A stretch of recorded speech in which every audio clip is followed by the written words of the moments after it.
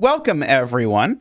Rangsk and I are here to attempt, after having solved successfully one and semi-successfully a second Pairdokus together, we're going to try and make one together. So I had started trying to make one, and it sort of turned into a puzzle that, spoiler, turned out not to be a Pairdoku. And then I sort of had an idea for an intro to one, but it wasn't really sort of like, I didn't really know what to do with it. So I brought it to Rangsk. So we have begun with 2 grids with a total of 3 clues in them that I have sort of figured out. And we're going to try and turn this into a puzzle. So what do you want out of this puzzle, Rangsk? Yeah, that's a good question. I just want a fun Pairdoku for people to be able to solve. I think that a lot of Pairdokus that we're seeing are being published as a almost full communication style, just don't draw. But I want to push against that because I think, especially for video content, it makes for much more chaos if you're not allowed to talk about your constraints and you just talk about pencil marks. So we are going to attempt to set one that seems viable with limited communication. I definitely think that's a good idea. And that was something I was thinking about when I was sort of coming up with this break-in was what sorts of different things are there that you could communicate without making it immediately clear what constraint it is. And so I think one tool that at least I'm very happy to employ, you maybe less so, is I'm happy to have a whole bunch of different standard clue types floating around the grid so that even if someone susses out that like, oh, that's a killer cage, they won't necessarily be able to then sort of figure out other things. And so the idea, I think, is to just sort of get people to stop thinking about what is going on in the other person's grid and just sort of live in the moment, as we all could do more, perhaps. Yeah, and I will say this is your last chance to check the description for a link to both puzzles, so that you can either pretend to be 2 people and try it yourself, or find a buddy and solve with. Either way should work fine. Obviously, a better experience if you are able to find a buddy, but I know not everyone's able to. So definitely give the puzzle a try first before you watch our setting experience, or if you don't feel like trying it, you can just watch us set it here. And so that's your last warning before we reveal what these grids look like so far. So there's not a lot in them. Yeah. I would say, though, that I do want to stick to basically constraints supported in our version of F puzzles here. So we're not going to be like adding things that the solver won't be able to help us with. I think that'll help us make sure we're getting a fair puzzle here. We've got a whole lot of options that are supported by this version of the puzzle, so I'm not too worried about not straying out of it. Although I do feel we might need to sneak in a Dutch whisper line somewhere, but we can make sure that it's nothing untoward. Yeah, maybe it'll be a Dutch whisper that we can draw as a German whisper because it happens to work out the same or something. That would be that would be appropriate. Or we can just add one a cosmetic for it. But yeah, if this looks any different than your F puzzles, I'll provide a link to download this version of it. It is still in beta, but it has the multi-column view of the constraints, and it's got a few new constraints that you may not recognize. So yeah, if before you type your comment, wait, my F puzzles looks different, I will provide you with a link to those resources. So in particular, we have Rank's grid and my grid. I just assigned them. I believe Rank said he would wear a nice shirt to match the region sum line. So hopefully that is being modeled well for you now. So we have Rank's grid and my grid. Do we want to keep track of pencil marks that a solver would have on your grid? And I can keep track of pencil marks that the solver would have on my grid. But then we also have the combined grid where the solver, and by the solver now I mean the computer solver, actually sort of tells us everything that is deducible. Yeah. So I have my version of the grid here with just a region sum on it. And then I have this grid, which I'll be flipping to, which has both constraints together. And I have the true candidates on with solution count. So we'll know when we're getting close to being unique. Just because we're unique, though, doesn't mean we're done. I know you're aware, Zeta, that just in case viewers aren't aware, being unique is one step of many in setting. And not the last one. But I mean, it's a Pairdoku. It should have 2 solutions, right? True. Oh gosh, making a Pairdoku that's not unique just to completely troll. Yeah.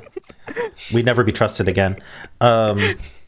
So that's the idea there. I'm going to switch back to mine. But yeah, I agree. What we can do is we can use the edit given pencil marks feature so that when we center mark, the solver kind of respects that. I have true candidates on already. I see. I was figuring perhaps for you might clear off the true candidates on that grid and only use the true candidates on the other grid so that you can actually write what someone would reasonably have in and make sure that we actually like feel that everything we're communicating to each other is something that would reasonably be communicated by that's completely people who fair. are solving this puzzle. That's completely fair. So let's simulate this this opening here. So I would probably be very excited to tell you that that row 1 column 4 5 can only be from 6 7 8 9, and then also row 4 column 1 and row 5 column 1 can only be from 6 7 8 9. And the reason for that is that these 5 cells have to add to at least 15. And so, do you want to say what the blue line means for viewers? Yeah, that and seems then maybe like a I good can idea. say what my random colors of lines mean. Yeah, especially your Nabner line, which no one's seen before. Yeah, I was gonna say I really was about to explain that, but I figured maybe we should explain all of them just to. Yeah, so the blue line here is a region sum line. So the way these work is you split it up by the boxes that they're in, and the sum is the same within each box. So these 5 sum to the same as these 2, sum the same as these 2. If the line, let me draw a different one. If the line were to re-enter a box like this, then what that re-entering starts a new sum. So these 2 would sum the same as these 2, which would sum the same as these 2. So leaving and re-entering kind of resets that concept, which gives it a little bit more flexibility. We may or may not utilize that, but that is a property of these lines. And I was thinking it would be amusing if your grid ended up being all region sum lines and this grid ended up being a bajillion different kinds of clues. The kitchen sink. The one solver will never guess that the other is looking at neither solver will correctly at all guess what the other one is looking at. I feel like the region sum person will just assume that somehow the other person only has Ren bands, and then your grid person will assume that's like, oh, he's got region sum and killer and little killer and exactly. He's doing sums all the time. So, but I think he's got all the sum ones, and I have all the non-sum ones, or something like that. So, something like that. Yeah. But maybe we should. Rangsk Maybe and we I should have just talked do that. a lot about sort of random ways that you can sort of like mess with the two people who are solving this in a sort of like, we'll say, gentle trolling sort of fashion. To sort of like subvert their expectations of what exactly is happening. But one thing I do like that's already happening is having the clues overlap in interesting ways, because that's kind of the cool thing Pairdoku can do. Whereas if you look at the final grid, it's like, oh gosh, we have all these overlapping lines. It's not even clear that this Nabner and region sum overlap completely. But so you wouldn't be able to present it as like a single puzzle. But when they're separate, it doesn't matter that they overlap like that. And you and I think, are particularly nitty about not having clues that overlap or cross each other. Yeah. But I think even the least caring person about this would not want to present the puzzle where both of these are laid on top of each other. Exactly. It doesn't even like render correctly. Okay, so I should explain what my constraints are. So this is a Renban, which means that all the digits on this line form a consecutive sequence. So it could be 6, 7, 8, but it doesn't have to go in order. It could be 6, 8, 7, for example, something of that sort. And this is the opposite of that in a weird way. This is a Nabner line, and so a Nabner line digits can't repeat, which is also true of a Renban, but no 2 digits anywhere on a Nabner line can be consecutive. So for example, I now know that these are not an 8-9 pair, but Rangsk doesn't know that yet. Would be this sort of thing that is that we can say from this. So if there's a 6 anywhere on even a super long Nabner, there can't be another 6, but there also can't be a 5 or a 7 anywhere on the line. And Nabners can never, ever be longer than 5. Mm-hmm. But realistically, I'm never going to put a length 5 Nabner in a puzzle. Because it would just be So this is an odd line, is what that would be. Right, exactly, yeah. A Nabner line of length 5, just in case you didn't follow that, it would have to be 1, 3, 5, 7, 9. It's the only way you could have 5 digits, no 2 of which are the same or consecutive on a length 5 line. I would almost, unless you made the grid larger. I know you've already defined Nabner, and I've already implemented that in the solver the way you described. But I'm almost interested in the concept of a Nabner where you can repeat. So you can make these super long Nabners. Yeah, that also has its own sort of thing. I only said it this way because I published a puzzle called Nabner where those were the rules of it. I wasn't necessarily implying to that. Yeah, it could be interesting. The other, I'd probably want to call it something else or something like that. I don't know exactly. Anti-Renban. I don't know. The problem with like liar clues is that you just have to have one rule wrong in some way, and then it's fine. Right. And that's not really what we're going for. Right. It is a lot stronger than this is not. Well, I mean, in this case, it literally is because it's length 2. It is because it is the statement that this is not a valid Renban. Yeah. But the goal is that as we set this puzzle, this Nabner line is going to grow. I just don't know how it's going to grow. It could grow like that, or like that, or like that, or whatever. Because it can grow.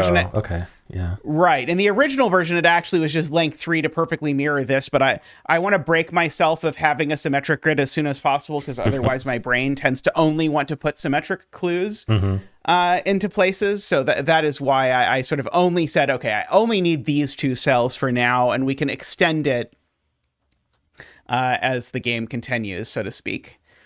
So let's continue simulating this opening.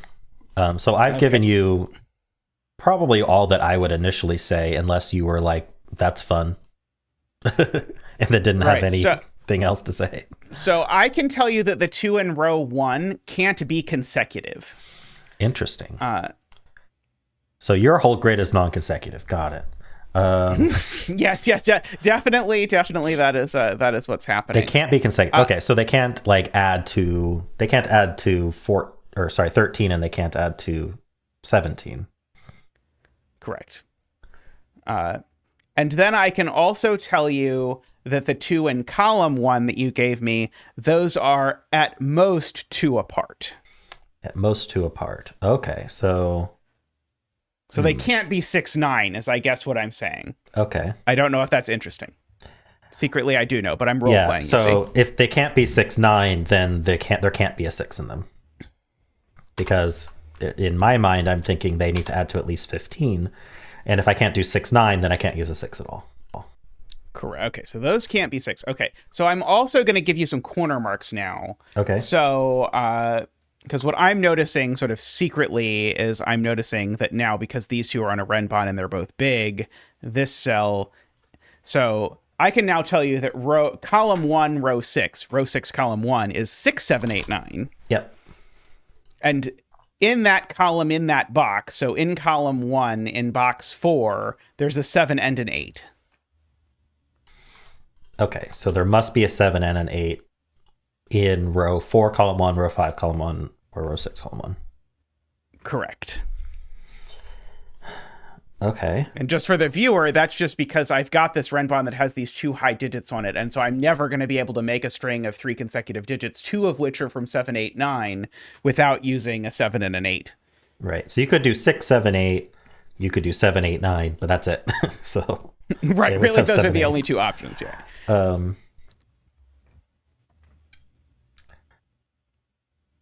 Okay, so now I'm thinking my sum... Well, so my sum can't be 17, right? So I'm thinking my sum has to be 15 or 16. Those are my only options. Correct. And so that means that on my region sum line, we've got either 1, 2, 3, 4, 5 or 1, 2, 3, 4, 6. Correct. So would I tell you... I guess I would tell you that probably 7, 8, 9 are limited to these 4 cells outside of the region sum. I don't know if that would be the most... I think that might be some... I might expect you might have a constraint in box 1 that might... And I think I probably will by the time the puzzle is Like, I So think the next thing we add might be a clue in my box 1, but currently we don't have it. to save time, I'm telling you to pencil mark or corner mark 7, 8, 9 into those 4 cells that the region sum doesn't touch. But obviously 7 and 8 can't go in row 1, column 1. Which is the most confusing corner mark in existence. But is there anything else you can say about what row 1, column 1 can be? Well, we do need 1, 2, 3, 4 on the line. So it can only be 5, 6, or 9, I guess. Because it could be the 5, 6 that's missing from the line, or it could be the 9. Am I missing more important logic going on here? Is there any way we could rule out it being 9? Okay, so if it was 9,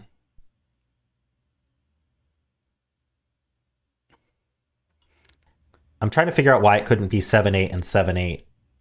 Because I told you those 2 digits aren't consecutive. Oh, because these aren't consecutive. Yes, which you did not have a good way to notate, but you used. Right. Okay. So because these can't be, adding to 15 to only be 6, 9. I see. So if we added to 15, oh, interesting. Okay. So if these added to 15, then an interesting thing happens, because these cells in row 1 would be forced to be 6, 9.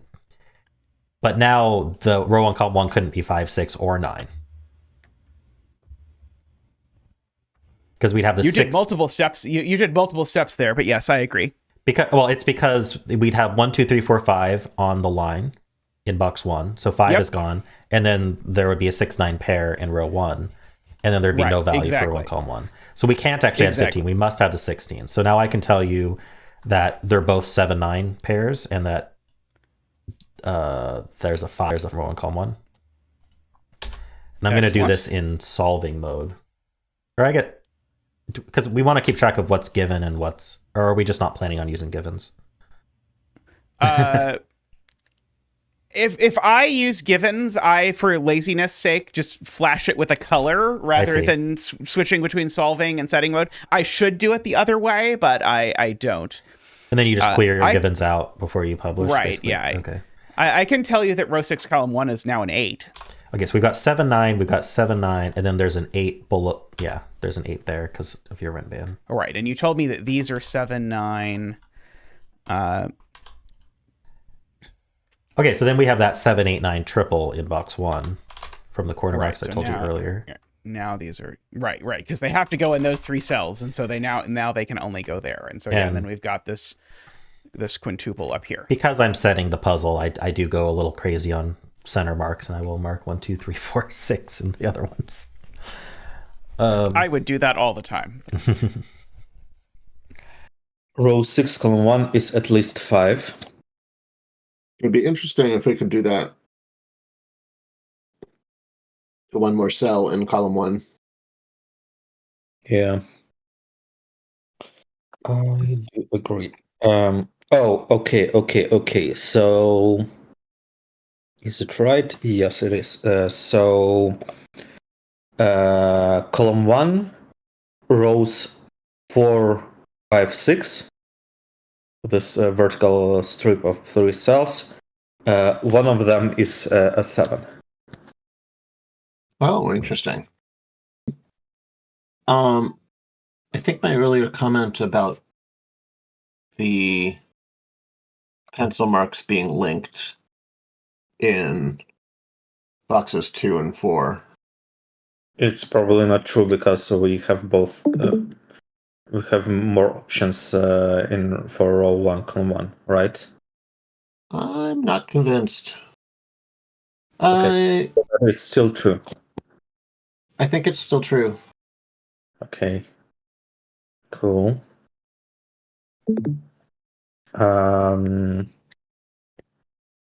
Okay. What I could say is that row 4, 5, column 1, these 2 cells they cannot be a 6, 9 pair. It cannot be both 6 and 9. Yeah. Okay. Does it mean that they are 7, 8? No, not yet. Okay. Cool. Okay. So it's probably time to I make think it does mean they're not 6 though. row 6, column 1 is not a 5. That's not a 5. Okay. Yeah, and these 3 cells do have an 8. They must have an 8. Okay. Yeah, and you're still convinced that these two dominoes are the same, right? Yes. So in row 1, we don't have a 6. Row Does it? 1, column 4, 5. I believe also doesn't. Okay, then it's just 7, 7, 9. 7, 8, 9. No, 7, 9. No 8. No 8, just 7, 9. That's powerful. Yeah. Okay. Okay. Does it mean that 8 is excluded from the other domino? Yes. Okay, then It must also be 7, 9. I believe that places 8. okay, so row 6, column 1 is 8. The W can no longer have 5 and 7, which I believe places 5. 5 and 7? Now I'm confused. That W is now a 1, 2, 3, 4, 6. Oh, then I guessed your constraint wrong. So row 1, columns 4 and 5, All right. and rows 4 and 5, column 1, are all from 6, 7, 8, 9. Alrighty. That is interesting. That's good to know. It would be difficult for the row 1 digits to be 7 or 8, and they definitely can't be 7 and 8. Okay. Interesting. That on its own, I don't think I can do more with, but I'm keeping it in mind. You said it can't be 6, 8. Correct. Because that would Okay. be 14. Okay. If it can't be 6, 8, then it has to be the 9 out of the 8, 9 pair, and then a 6 or a 7. And that's which set? Sorry, in row 1. Row 1. Okay. In row 1 only, It there has is to have no 8, and there has to be a 9. Okay. Okay, that's good. It means the pair I gave you in column 1 definitely is not 8, 9. It also must contain the 6 or 7. Ah, okay. It cannot be 8 and 9, you said? Correct. Both of those pairs must be 7, 9. Ah, That is a very cool thing, the way that worked out. okay. Which means it's a 5, not a 6 in that quad. So the quad in box 1 should be 5, 7, 8, 9. Does that make sense? Ah, there's no 6 in that quad. Right. So then the other Okay. 5 digits are 1, 2, 3, 4, 6 in sort of a W pentomino. That might actually be useful. I believe. Okay, so it's a 5, 7, 8, 9, right? What the quad? Yes. Okay. Then 1, 1 is a 5. Okay. I will accept. 2, 1 is a 1. Oh wow. Okay. And 6, 1 is an 8. Oh wow. That was a lot of information. Yeah, hopefully that goes further. Yeah, I'm looking. So, off the bat, I have a couple of pencil marks. Okay, well, that's good. Let's go. So, row 1, columns 4 and 5. Mm-hmm. are from 6, 7, 8, 9. Okay. And column 1, rows 4 and 5 are also from 6, 7, 8, 9. Well, I guess let me ask you this. So in column 1, row 4 and 5, so they cannot be a 6-9 pair. Oh, that's actually very interesting. Could they be a 7-8 pair? They could be a 7-8 pair, but they cannot be a Okay. 6-9 pair. So I think I need to consider some stuff that's going on in box 1. Well, just as another point, conversely, that in box 2, they could be a 6-9 pair, but they could not be a 7-8 pair. And they could not be an 8-9 pair. They could be 6-9 and they could be 7-9, but they can't be 8-9 and they can't be 7-8. It's hard for me to do this out loud and not like do spoilers. Well, I guess What are the possible sums of the two cells in row 1? What are the possible sums there? So they could be 16 or 15. 16 or 15. But if they're 15, they have to be 6-9. And if they're 16, they have to be 7-9. So there's definitely a 9 there. Okay, that's good to know. And that means there can't be an 8 there. Yeah. So they can't, in column 1, they can't, 4 and 5, row 4 and 5 cannot be 6-9. Okay. They could be 7-8. They could be 7-9. And they could be 8-9. They can't be 8-9. Okay, so then that rules out 7 from row 6, column 1. So what we're saying is there's definitely a 7 in these cells. Yeah, they can't be 6-9. They can be 7-8. They can be 7-9. They can't be 8-9. Yes, there's definitely a 7 in those cells. Yes. Okay. So what I can say is that there is not a 6 in those cells. Okay. Yep. I mean, are the 9 and the 7 restricting a specific... Well, I guess are they both restricting row 1, column 1? Because that seems to be where they're pointing. Right, but if row 1 is 6-9... If row 1 is 6-9... And column 1 is 7-8, then row 1, 7-8. column 1 is not going to have any value. That's right, it won't. That's beautiful. You are correct. So then both must be 7-9. 7-9. Okay. But we can actually do more because row 6, column 1 is now an 8. And that's our first digit. Okay. And that means row 1, column 1 is a 5 now. Oh, very nice. So that was my intended break-in. That's exactly sort of banter back and forth. That's exactly what the true candidates are showing in our combined grid. So that's a good thing. Yeah. Funnily enough, when I originally entered this, it told me there were no solutions, and I was like, freaked out. How can that possibly be the case? Yeah, it's because I cannot possibly. But it turned out that every grid with a region sum line, it said there were no solutions. So at the exact same time, I changed region sum lines to do that re-enter thing I talked about earlier, and I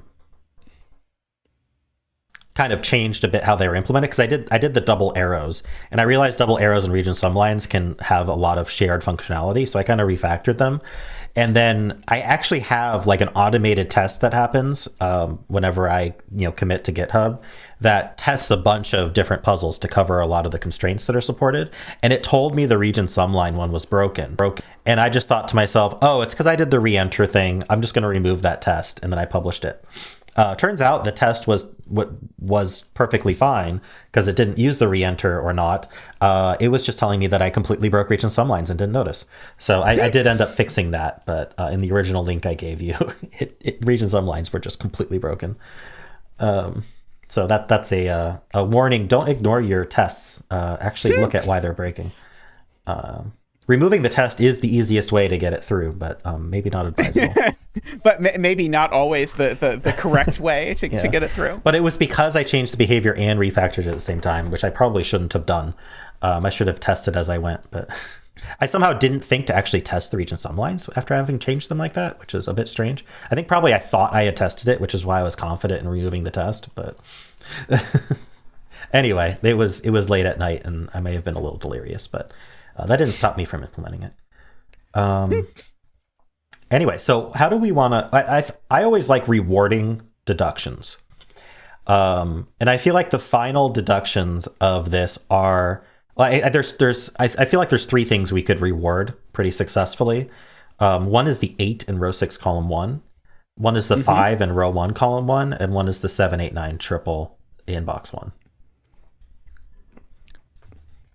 Earlier, when I looked at when I was just playing around with this, my immediate reaction was, we could just put a Dutch Whisper from the 5 to row 2, column 2, just to reference our previous foibles. But I don't think we strictly speaking have to do that. But it was, for whatever reason, my brain saw that if you have one cell labeled 5 and one cell labeled 1, 2, 3, 4, 6, that a Dutch Whisper between them would... Yeah, I mean, unless we go for a longer Dutch Whisper, we could...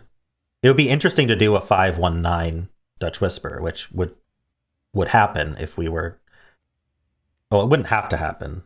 Right. No, sorry, I was thinking 1-5-9. And then anywhere you go... Yeah. But we could do a 5-1-6-1 by going from the 5 to the 1, and we could put the 1 anywhere we wanted, and then go from there back. So you could have like a triangle 1 that bounced across box 1.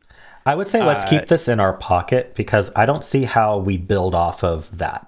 Off of the 5-1-6 there, it doesn't feel build offable yet.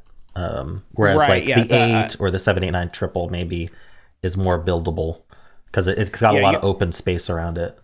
Yeah, my grid has box 1 is sort of wide open. And you have the 8 that is wide open in your grid to reward. So maybe if I had a clue on that 8, that would make a lot of sense because you might want to continue your Ren band. Well, if you continue that Ren band, then the logic breaks, doesn't it? Right. That Ren band I can't continue, but I can continue the Nabner line. So are we thinking a variety of I ways. should try to only draw region sum lines, or should I just stick to sum only constraints, or what do you think? I think do whatever feels right. If it turns out that way, it turns out that way. But I think it's probably too cute to do that. Well, we did add double arrow, and if I'm sticking to some style constraints, maybe I can stick a double arrow where a circle's on that 8. That would be very reasonable. So, because what's a Zeta puzzle without double arrows these days? It's true.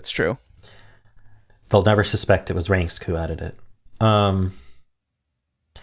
So what's like a cool deduction we can do with this double arrow?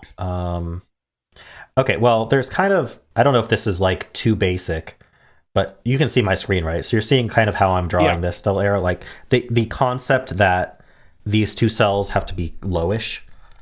Let's see. Let's do the math. These can't be more than 11, right? So that would force this cell to be no more than 3. So that would put a 1, 2, 3 here. We can confirm that with our combined grid with true candidates, but I'm pretty sure that's just how it goes. And then we're not allowed to put 1 and 2 on these because this is minimum 9. That's getting in the vicinity of interesting. Yeah. So we could do something along those lines, which is kind of like maybe extends out, and that 1, 2, 3 is maybe interesting to you for some reason.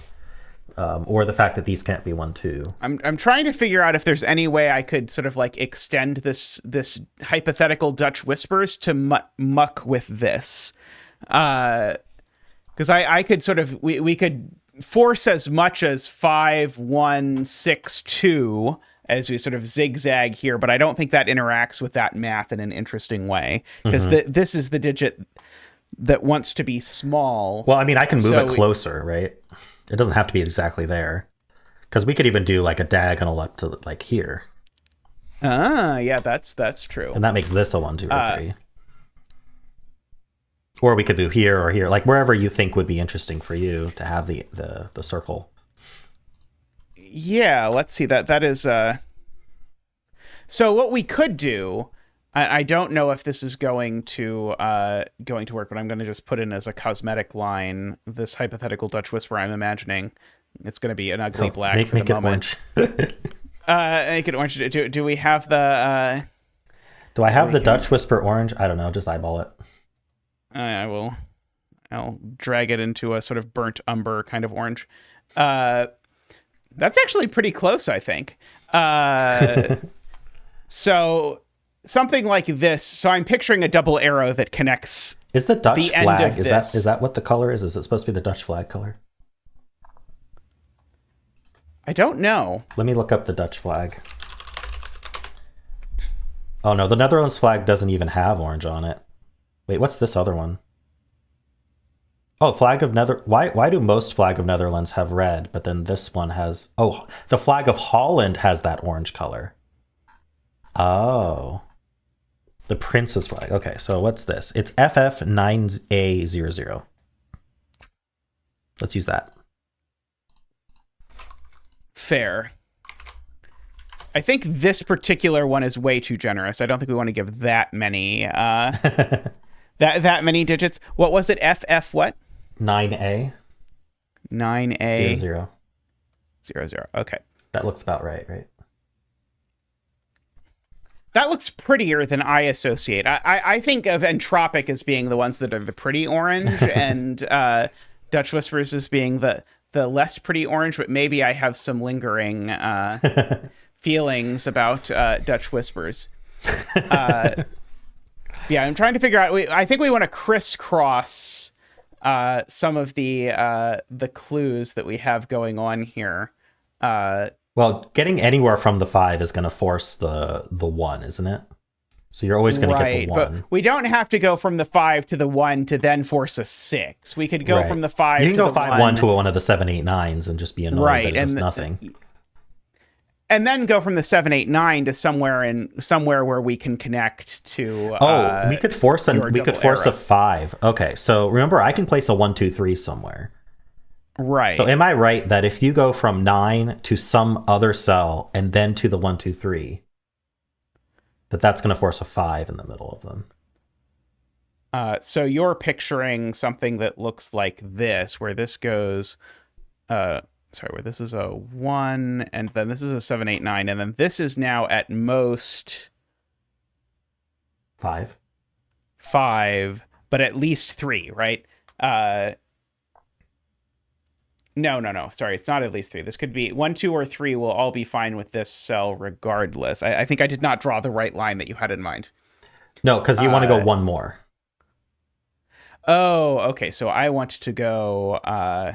Sorry, I understand now what you want to do, the thing where we force a none change. Yeah. And so then the 1, 2, 3 is at the end of that line. Something like this. Yeah, although not quite that, because I don't know how that double arrow will look, but yeah, let's see. You felt like it could go back up, it could go left. Let's see. I was just trying to make this look aesthetic as possible. Well, something like that, maybe? So if we do that, then I would draw my double arrow, maybe something along these lines. I don't know where we want it to go through. What's aesthetic to you if you look at my screen? I would go down rather than up, but I don't know why. Like down here? Maybe it leaves a little more room. No, I would go row 6, column 1, 2, 3, and then up.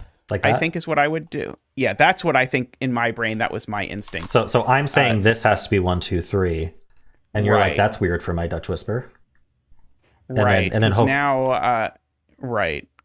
So now the only option is to go 9, 5, 1. I'm pretty sure. Right, because if I do an 8 here, then I have to. let this be from 1, 2, 3, 4. That doesn't work. So this has to be 9, 5, 1. So we go 5, 1. You tell me about these digits. And then I have to, and because what's nice about this is my solver, I can just tell it the digits. Right. Yeah. So I drew it like that. And then I can just tell it, hey, we had 1, 9, 5, 1. All right. And that actually forces it to be a 3, 6 to add to 9. So that is a 3, 6. Because we can't do we feel like that's good enough? I think that's good enough synergy to warrant this many digits.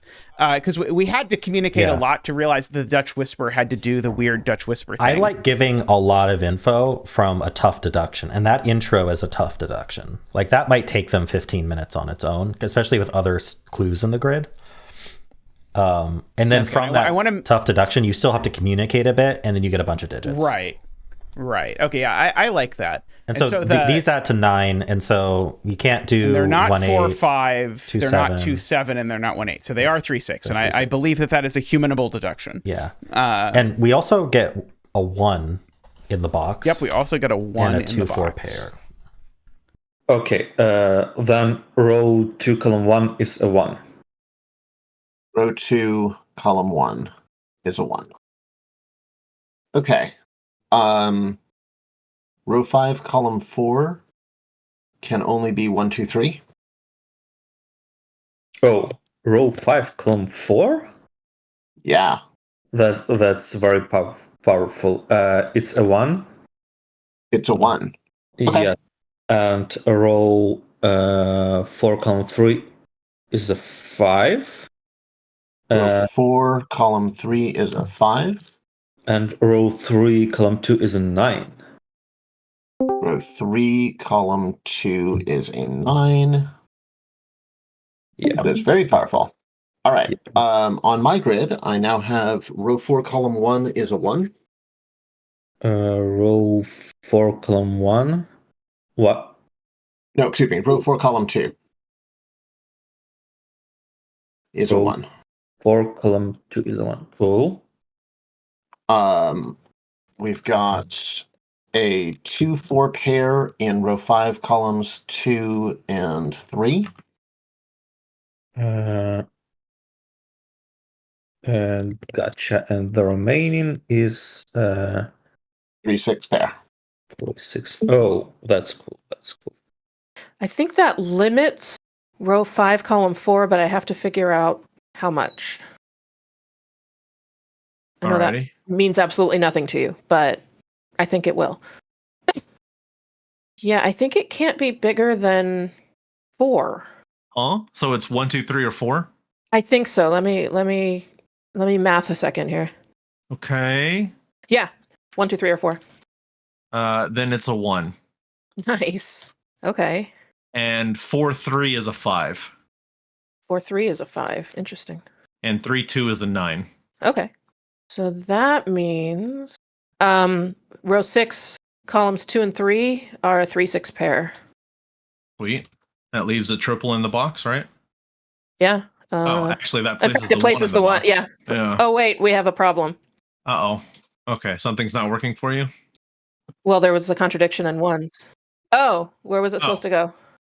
2, 1. Row 2, column 1. I put it in 1, 2. Okay, that solves the problem. Oh, I see. Oh, okay, never mind. Good. We're fine. Everything's good. This is going to want to drive up row 6, columns 2 and 3, and drive down row 5, column 4. It's going to drive up row 6, column 2, 3, and drive down row 5, column 4. Yeah. Okay, that could be interesting. Why drive down row 5, column 4? I can't tell you. Okay. Can we restrict and can we limit any of the cells that you mentioned then? Probably, because there aren't very many high digits available to put in row 6, columns 2 and 3. Right. So what happens if we maximize those? Then they are 6 and 5, right? Yep. So if they're 6 and 5, yeah, that means that Ooh, wow. Yeah, that means that row 5, column 4 is maximum 3. Maximum 3, so it's 1, 2, or 3. Yes. Okay, so that's actually interesting because... Oh god, I'm gonna have to think about this. So, row 4, column 3 is from... Oh, this is gonna get... Okay, so yeah, these are gonna be impacting each other. Hang on. So row 4, column 3 is from 1, 2, 3, 4, 5, and that's a lot, but I'm gonna pencil mark it because it's gonna help me think. Oh yeah, go for it. But it can't actually now be 1, 2, 3, and it actually can't be 4. So row 4, column 3 is actually 5. Interesting. I think, and I think that is actually going to force row 5, column 4 to be 1. That's interesting too. Yeah, and looking at this, I think that's force. I just want to run by it one more time in my brain. If that's forced, I have some more pencil marks for you. Yeah, that's forced. So row 4, column 3 is 5, and row 5, column 4 is 1. 1. Okay, so in that case, row 6, columns 2 and 3 are a 3-6 pair. Okay. On top of that, actually, I can now go back to box 1, and row 3, column 2 is now a 9. Oh, we can actually do more Sudoku. I just noticed that. The 1 in row 5, column 4, where does that go in box 4? The 1 in row 5, column 4, where does it go? Oh, yeah, it only has one place in box 4. And I have now a 2-4 pair left in box 4. That looks right. Okay. And that 1 is set up somewhere nicely for you to draw a clue of some sort from the 1, perhaps. Like maybe you could draw a different double arrow now from the 1 going through that 7, 8, 9. Mm-hmm. And that 7, 8, 9, I guess, isn't a 9 anymore. I can record for myself. Or do we want to reward finding that, you have to have the... Because the 1 is basically given. Whereas the 3, row 6, 4, and... column 2? Yeah, the row 4, column 2, 1 is just Sudoku as soon as you find that 1 in the other double arrow. But you I see. It's one more step to think about how it has to be a 3-6 pair on the double arrow. So maybe that 2-4 might be an interesting place to draw an arrow from. So if we put a black dot in box 5 that sees the 3-6 and the 1-8, it's forced. Is that interesting? So yeah, so because it's my deduction to get the 3-6, so you could add a black dot. I'm thinking I get the sums and you get the non-sums. Does that, I feel like that's kind of where we're shaping up to. That makes sense. Yeah. So you would get the black dot, which would be forced to be a 2-4. Yeah, I think, and I'm gonna, of course, we can move the black dot if we decide. I've lost ratio. It's top right. Top right. There we go. Okay. So where do you want it? Okay, I was gonna put it here in row just to sort of spread it out a little, but we might want it more claustrophobic later. But I think this feels more remote from what is going on. So this is a 2-4. And so you tell me that's a 2-4. So now we have two 2-4 pairs. So 2 and 4 go. Yes. So the thing I wanted to reward specifically, probably with something in your grid, is the fact that 2 and 4 are both corner marked there. So one thing I could do is I could have a region sum line that covers all 3 of those cells, and you know that you have to have a 2 and a 4 on them. So like the really dumb, like obvious thing to do is to make it sum to either 7 or 15. But there could be something more subtle also.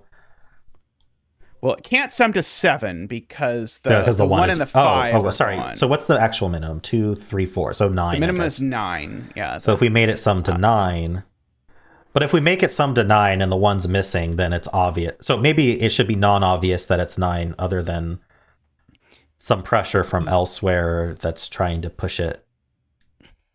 It might. Yeah, I think we want this. Yeah, I think we want to force the sum to be big, because I think we want to force the 2 and the 4 to go with a big digit. And if we make them go with a 9, that does resolve the 7-9 pair in the row. I'm wondering. So that would make it sum to 15. Like, an obvious thing to do is just to draw something along these lines. Which is the same concept. It forces at least 15, and then this is at most 15 because you have to have 2 and 4 on it. Mm-hmm. Which feels, I don't know, that feels like a deduction to me. I don't know if it's a zeta deduction, but it feels like a Rangsk deduction. It takes up a lot of real estate is my only, and it's going to fill in a lot of candidates. We could also use give us like a arrow. 7-9 pair. Yeah, I was trying to figure out, is there a way we could possibly use a double arrow? Like, for example, you could put 2 of the circles where the 2 and the 4 go, and then put the line elsewhere. Is it? Yeah, honestly, I think it's okay to use a lot of real estate because it's a Pairdoku. We have double normal real estate. That's true, but I'm sort of worried about the like immediately resolving the whole top band if we throw in a region sum line that's going to force a 1, 2, 3, 4, 5 thing. It's like you could just draw it in to the double grid and see how much it fills in, because I bet it fills in a whole lot of stuff if you just draw in that region sum line. I mean, because we have a lot of optionality of where to draw it, but it's struggling. There we go. I mean, it didn't do a lot. It gives us all these triples, and it gives us 6-8 and 7-9 pair. So here's the thing I would love to be able to do that I think would be great if we could tie these two things together. Let's try and tie the 2, 4 that have to be there to some way we can extend the Nabner line. So the Nabner line, any cell I extend it to can't be a 6. Okay. Is there a way we can put a circle in, say, row 2, column 6 of some double arrow that I could then tie to the Nabner line, so it would be either so it would be at most 5. Is there a way that we could use the fact that that digit would be at most 5 somehow with a sum involving these things?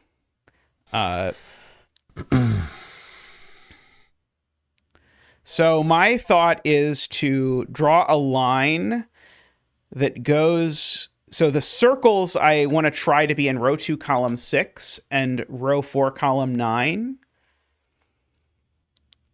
Well, and I want what do you think about something along these lines, if you look at my screen? My problem with that is then it doesn't give us a lot of... then that's... I only really want to restrict... The Nabner line can only really restrict 1 cell. I guess we could have it restrict 2 if we wanted. So... but I know you want to avoid long Nabners, but... I mean, a length 4 Nabner I'm totally fine with, and it would force these 2 cells to be Let me really see what my small. solver has to say about this line in general. It's a very open line. I think I'd only want it to be length 2, because I want to be able to hit both of the cells with the Nabner line. So I think I would want to make the Nabner line make this sort of diagonally shape. If let's see, is this Nabner? Oh, I did not hit Nabner. But the problem it's not is restrictive this. Enough. I think you're pushing your region sum line. I think pushes the line to be low on both sides, and so the thing I was suggesting, I think, forces it to be high in one direction and low in the other, and I think it's going to get us a 2-4 pencil mark in the grid and force some stuff. Well, so if you look at take that exact pattern, but make it a double arrow with those 2 as the circles at the end, and I think that's going to be tenser. You want this Nabner to be 4 long? It could only be 3 long for the purpose that you're drawing it, but we can extend it 1 more if we want to. But then a double arrow that goes from there over through these cells, and so like from here. Yeah, from there, and then has to go yeah, for there is fine, and then zip across there. It's just not restricted. And so, wow, that is surprisingly not restricted. It takes 2 out of the circle.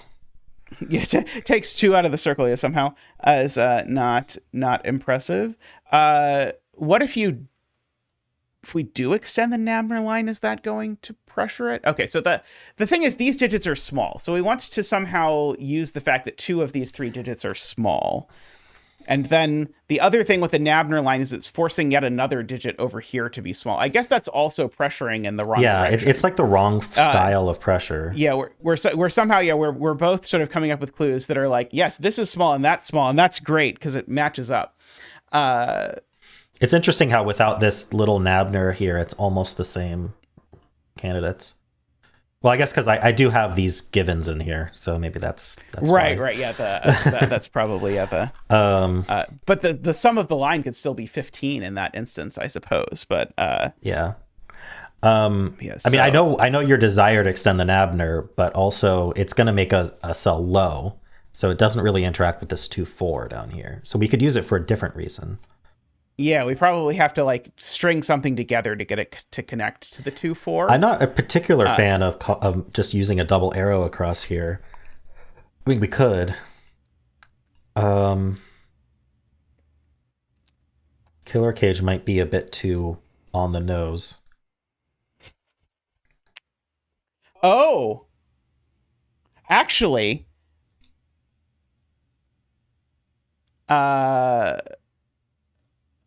that actually, I think, is that interesting? I think it might actually be interesting to have this kind of L-shaped killer cage coming up through here, maybe with no sum. But I have the sum grid, so would you want a Ren band there, maybe?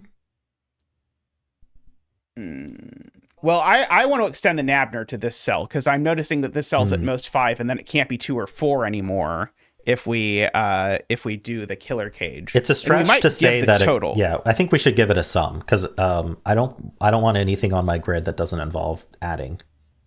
I think that is reasonable, although I think we don't need to know what the sum, like what is the most middling possible sum that we could write into such a thing.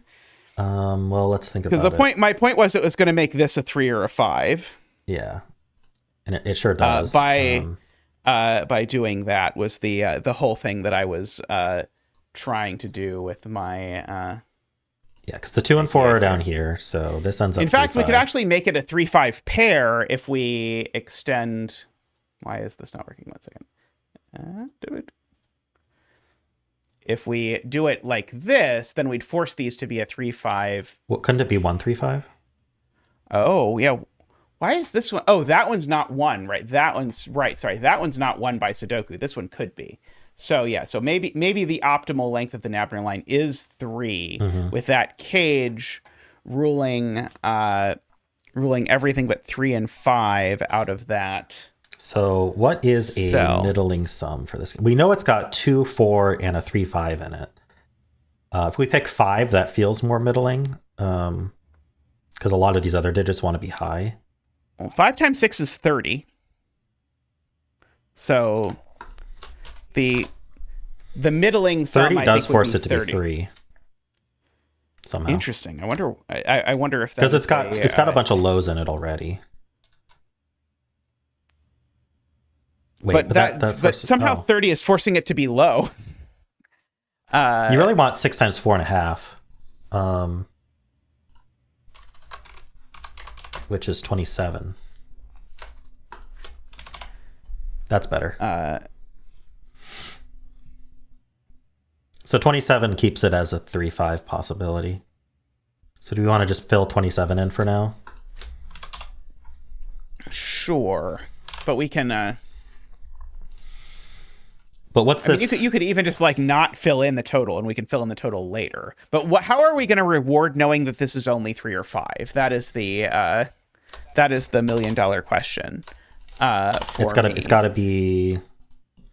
So like the Nabner line could extend to somewhere, and then we could say that thing is not a 4. So if the Nabner line backs up 1 step back into row 1, column 3 now, Now we know that digit's not a 6 or a 4. So now that digit would be only 1, 2, 3. I don't know exactly how we're going to use that, though. It would from the start not be a 6 because of the 7-9 pair. Right. But then that would rule out 3-5 4 rolls from out that 4. cell. That doesn't feel like enough, unless we. Yeah. But see, the thing is, like, we're gonna have something overlapping. If I build off the 3-5, then I have an overlapping killer cage with another clue, and if you build off the 3-5, you have an overlapping Nabner with something. Unless we use a dot. That doesn't feel as overlappy. Dot is perfectly fine with me. You've already got Kropke dots, so you could put another Kropke dot there. Put a black dot, and then it would resolve that the 3-5 was actually a 3. I don't know. I don't feel like this killer cage is quite doing it. How is there some other clue type we could do that would say the 2 and 4 can't repeat? That's not just a killer cage. I'm trying to think of what other killer or what other. I feel like thermometer. I can think of Renban. I can think of thermometer. Palindrome might be interesting, but again, you'd have to overlap your Nabner. If we're only doing some base constraints.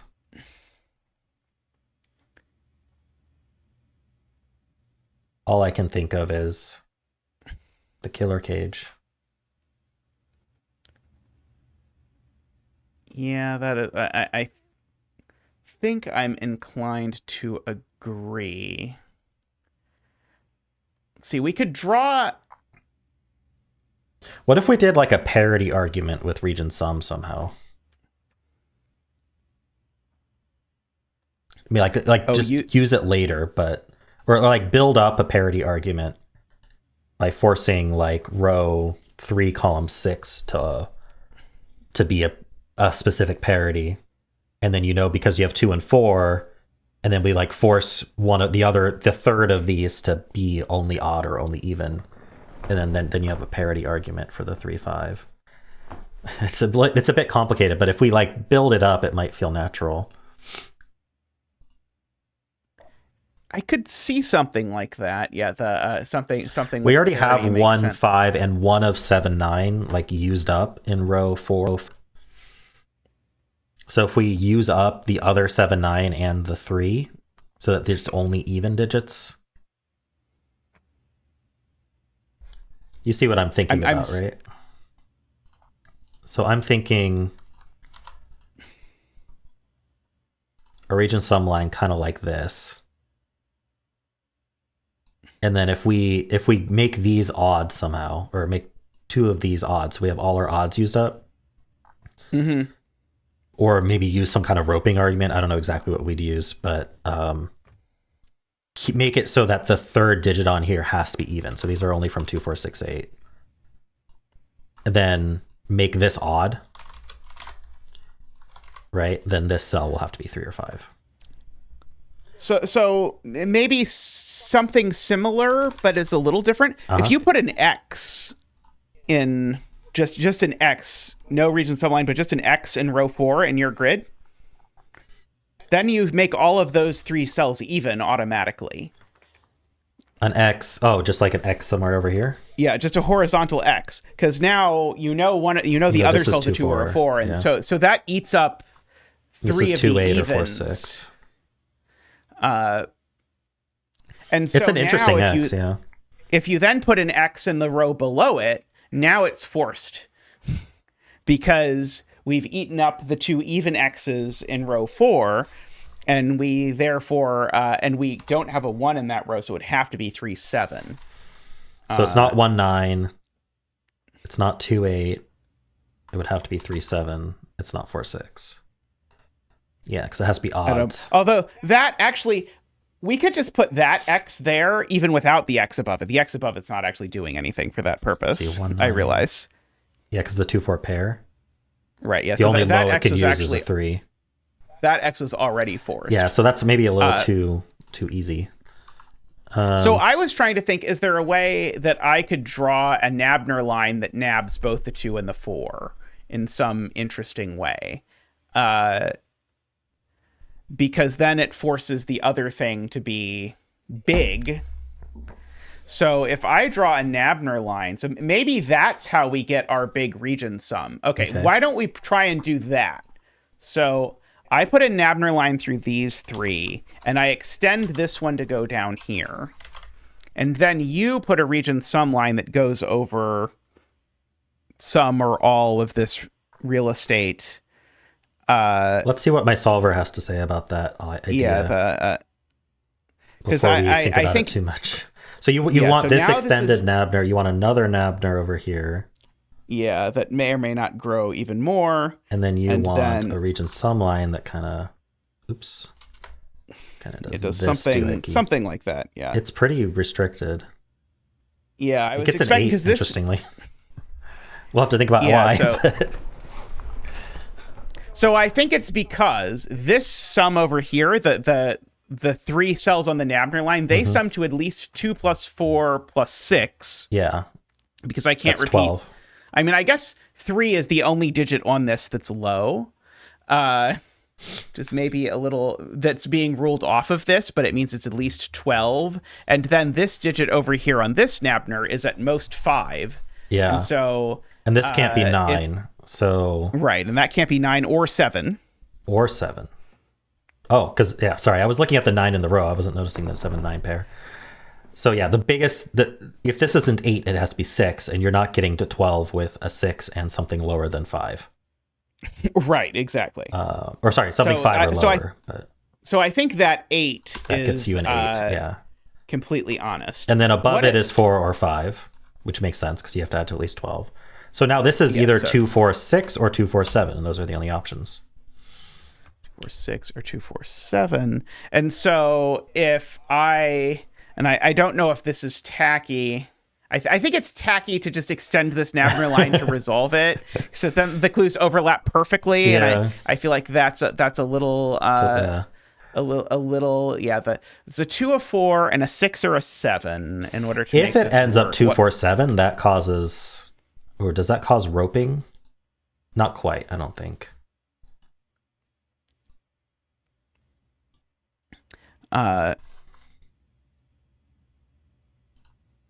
Oh, interesting. We should probably notice that row 6, column 4 is only 5, 7, or 9. Just by Sudoku. So here's an idea that I think is less tacky. If we just extend the Nabner line 1 to the left, like I've just drawn in here, now it can't have a 7 on it. Because if it has a 7 on it, it would also have a 9 on it by Nabnericity, and that would break row 4, column 1. Do you see what it's doing? It's doing a lot. Yes, that is exactly what I had concluded that it would do in my head. Because the point is, now so you have it marked 2, 4, 6, or 7. Yeah. If I put a 7 on it in this box, then what's the 4th digit? If I have 2, 4, and 7 eaten, it would have to be a 9. But that breaks row 4, column 1. Because we'd have 7 and that. Yeah, that's a cool deduction. So that gives you this has to be 2, 4, 6, which then gives you the 4 because it has to add to 12 now. Oops. Yep. So that. And then you would then hopefully notice that means that row 4, column 7 can now only be a 9. Correct. That gives a 7 and the 9. And then the 4 looks down, giving you the 2 and the 4. Okay, so this is all reasonable. There's a 9 in the box. I like that. Yeah. So now row 6, column 4 is only 5 or 7. Okay, we get a 3-8 pair in the row as well. It's easy to see. 1, 2, 3, 4. Oh, then these are 5, 7. Oh, these are 5, 7. Oh, no. They're 5, 6, 7. That's not a 9. 5, 6, 7. So there's a 6 in one of them. 6, 7. And we are not roped. Okay. That's good. I generally try to avoid being roped unless I really intend it. So we've got, I like that because then our clues aren't overlapping perfectly, but they interplayed together through that in a way that I found pleasing. Okay, so row 6, column 5, 6 is a 2-4 pair. Okay. So we have 2-4 in box 6 just by Sudoku, like in 3 positions. Mm-hmm. Oh, okay. Let's see. So row 4, column 6. Row 4, column 6. Is 6, 8, or 9. Okay. And all cells to the right of it in a row are 2, 4, 6, 8, 9. So row 4, column 7, 8, 9 cannot include a 9. Not sure about it. Row 2, column 6 is only 3, 4, 5. Not a 2 anymore. Excuse me, it's only 4, 5. Oh, okay. Even better, in box 6, that is a 2, 4, 6 triple. Oh, I have a very obvious thing. Row 3, column 6 is an 8. And then row 2, column 6 is, I believe, a 4. Okay, so we have lots of Sudoku, right? Row 6, column 5 and 6 is a 2-4 pair. Interesting. Very interesting. Because Which that place puts 2 and 4 up in row up. 4. Yeah. Yeah. Up in row 4 for me. Interesting. Yeah. Well, based off of our Sudoku so far, row 4, column 6 is only 6, 7, 8, 9. True. That might be helpful to you, maybe. Probably not. Yeah, I don't have much going on in box 5, to be honest. Ah, fair enough. But that row 6, column 4 is also pretty limited. It's sure. 5, 7, and 9. Nice. Oops. That maybe is useful. Not to me. No. Not yet to me. No, not yet, exactly. Let's be optimistic here. That's right. Yeah. I think there has to be an 8 in rows 2, 3, column 6. One of those two. Oh, okay. That takes one of those pencil marks out of that weird box 5 cell. It does. And it's very weird how that worked. It also gives us a little mini X-Wing on 8s in the top nice. band. Oh, that is a weird thing. That is very useful. Oh, good. I like being useful. In that case, row 3 is the 8. Okay. Yeah. Oh, that's useful. Yeah. Gives us a couple of digits. Nice. Nice. That means that row 2, column 6 can only be 4, 5, or 6. Okay, so just 4 and 5 then. Nice. And not Okay. 6. That means that the 3 cells where we have the floating 2-4 pair. Yeah. They would be 2, 4, 6 or 2, 4, 7. All right. Unfortunately, I have no problems with either of that. With either of those. Well, it's something. It's something though. It limits 8s. Does that give us a pair in the row? Yeah, it does. A 3-8 pair. I was just about to say that. Nice. I might have something. Well, I have nothing, so that would be excellent then, huh? Yeah. Okay. So let me do this out loud in my head. Okay. Aha. Row 4, column 1 is a 7. Oh, and nice. That gives us some things, and then I'm pretty sure I'm gonna have some more digits too.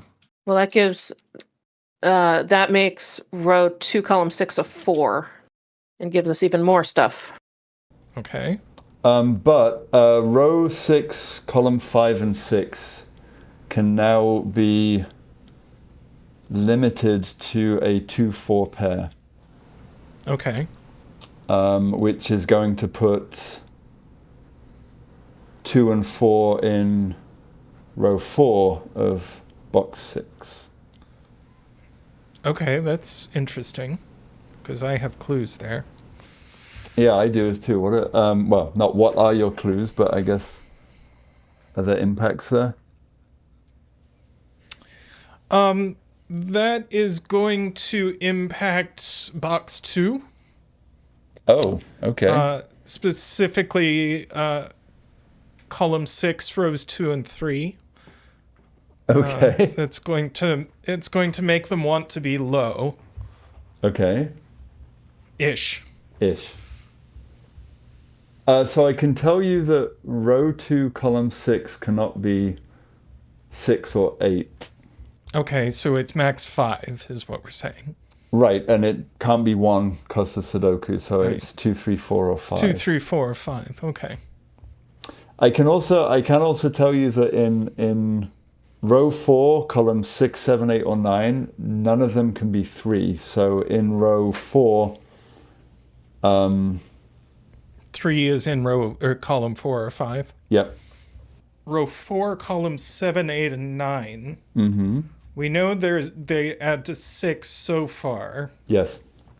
The minimum looks like it's 11. I can tell you they don't contain an 8 or 9.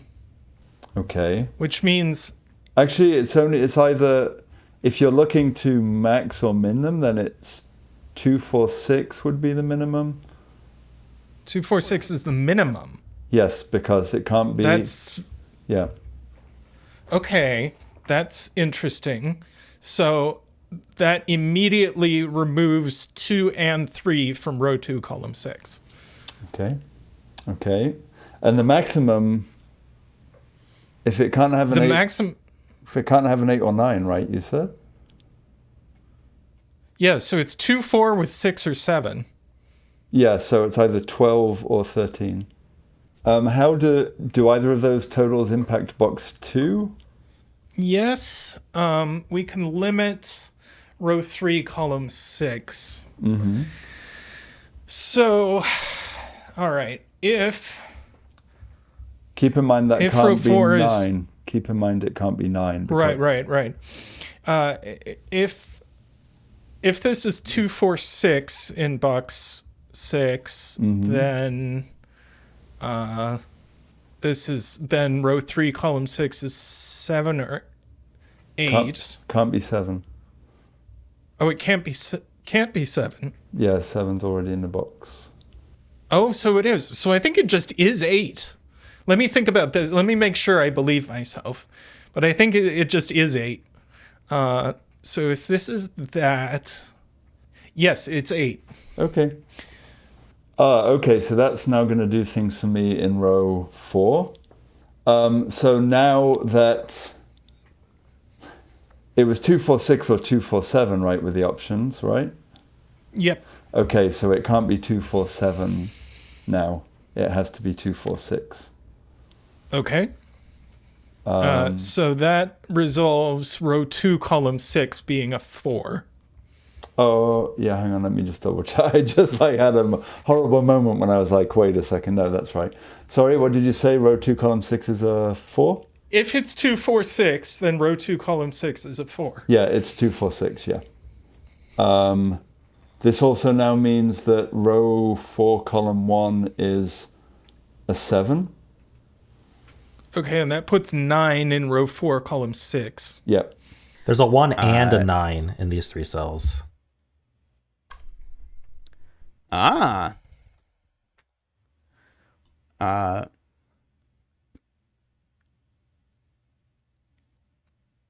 Putting an X there would give you an 1-9 pair. I was debating drawing a... So I guess this was so collaborative, I don't even know whose grid I want to draw something in. Mm-hmm. But I was thinking of drawing a Renbon through 2 of these 3 cells.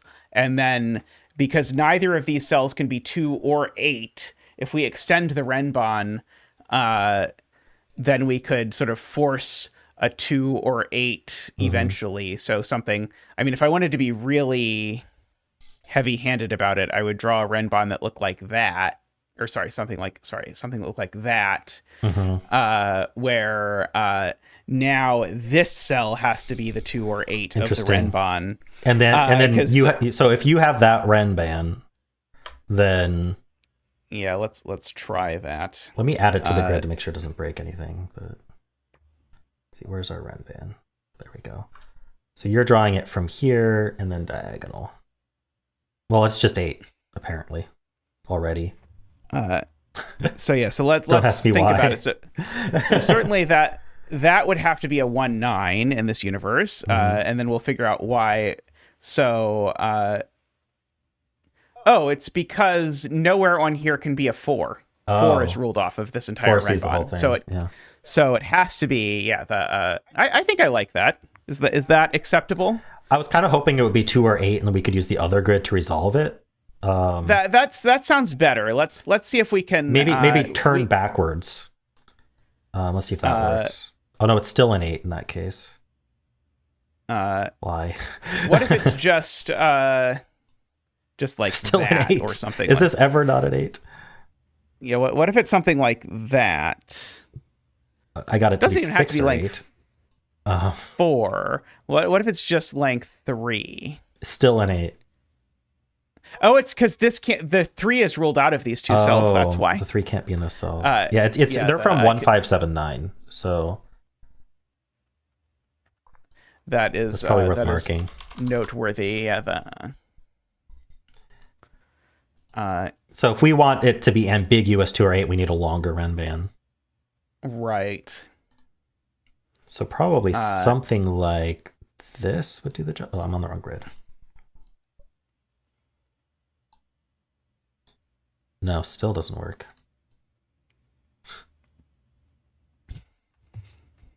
World's giganticest Renban. Yeah, I did it. you successfully found a. It's the ugliest line ever, but yeah. So it forces this cell to be 2-8, which is amusing. Maybe a bit hard to see. I mean, you definitely need a 2 or 8 on the line, and you definitely need a 4 on one that's that long. So that's a length 6 Renban, so it needs a 4. So this 4 we could place in any of these 3 cells if we want to. Yeah, so I think that 4 and the 2-8 pencil mark are definitely deducible. Okay. The question is, do we want to do it this way? The problem is that I'm the one with black dots in my grid, and I feel like the 2-8 would be most naturally rewarded with a black dot, but maybe there's another way. I was thinking a double arrow. Yeah, that's true. I'm very open down there. Yeah, that's true. Yeah, so let me try drawing in that Renban. I don't know. Choose wherever you want the 4 to be. I'll try drawing it in like that. Actually, let's do it like this to minimize the amount of space or maximize the amount of space it leaves in my grid. I don't think I changed anything, right? I don't think. It gives us the 6 somehow. Which 6? Row 5, column 5. Oh, weird. Well, let's see what we can deduce. From that Renban. So this is a length 6 Renban, so it needs a 4. Length 6 Renbans typically only have 1, 1, or 9 on them. Typically. And it has a 1 or 9 on it, so it needs a 2 or an 8, and the only place that can be 2 or 8 is there, which is a little bit nasty, but we'll... Okay. This is not an easy puzzle, so I won't worry about it too much. It's because length 6 Renbans also need a 6. So we get a corner mark 6. We get a corner mark 6. It exactly matches that 4, and so now that's not a 6. And so now that is a 6. Yeah. I'm happy with that. That sort of all gels together. That's all perfectly reasonable. So I want to build off that 2-8 with a double arrow somehow. Yeah, do we go through the 4 or do we like go around it? Because I don't see your Renban, so I feel like going through that 4 is perfectly reasonable. You could go through. I was thinking go up through box 5, where we now have a lot of digits that are quite quite thoroughly pencil marked. I mean, it would be very boring, I guess, to do just a straight up and just. Well, I was trying to lead us into like box 7, so that we can. You want some pencil mark somewhere else in the grid? Yeah, because I feel like this all will resolve itself if we can get the lower band with some clues. That is fair. Yeah. But yeah, I think going through the 4 is totally reasonable. You could go through both 4s if you want to. Go through both 4s, and then one more cell, and then the circle, and then it can't be an 8 because it would put the same digit in the box twice. Oh, I see. So something along these lines. Draw literally anywhere you want, right? And it'll. I want to get into box 7. Right. So yeah, if you draw that now, if I make the circle an 8, those 2 cells are the same. So the circle can't be an 8. So I love that. I'm delighted by that. I'm doing a double arrow. I keep thinking I'm on the same tool, like constraint tool, when I flip tabs, and there's no reason I should be, but in my mind, I'm still on double arrow. Okay, that breaks the puzzle. Okay, so what can we draw a slight wiggle of that does not break the puzzle? There. That won't force it to be not 8 because that actually forces it to be 8. Interesting. Right, because those two last cells don't see each other. So I think leave the box immediately after the 4. So go diagonal left from there, I think. And now left. Or down. Left or down, that's fine. I just want to look at what both do. Why did... One of those was far more forcing than the other. Well, I'm confused about leaving the box, because wasn't your logic that this couldn't be a 2? Or... My logic was that row 7, column 5 now can't be an 8. Because if row 7, column 5 is an 8, 8 is 4 plus 4. Yeah, and so those last 2 would be forced to be equal. Forced to be equal. This is very forcing. Well, it depends on whether we want to be finishing up the puzzle soon.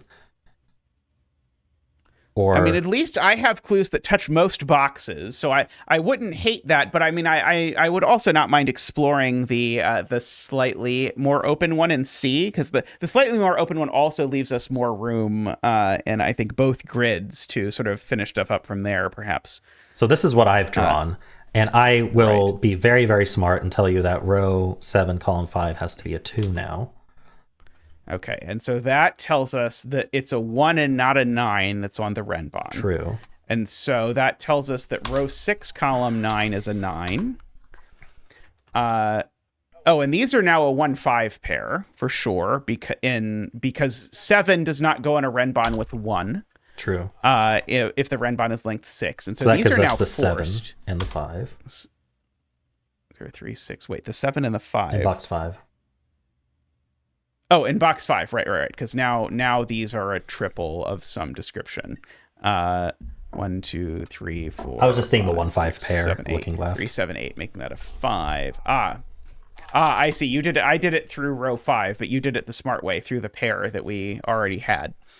Let's see. And that means that in column 6 now, we only have 2 cells left to fill in. Okay, so it's a 3-6 pair here. Those are a 3-6 pair in order to make the Renbon do Renbon things. And these are a 1-7 pair.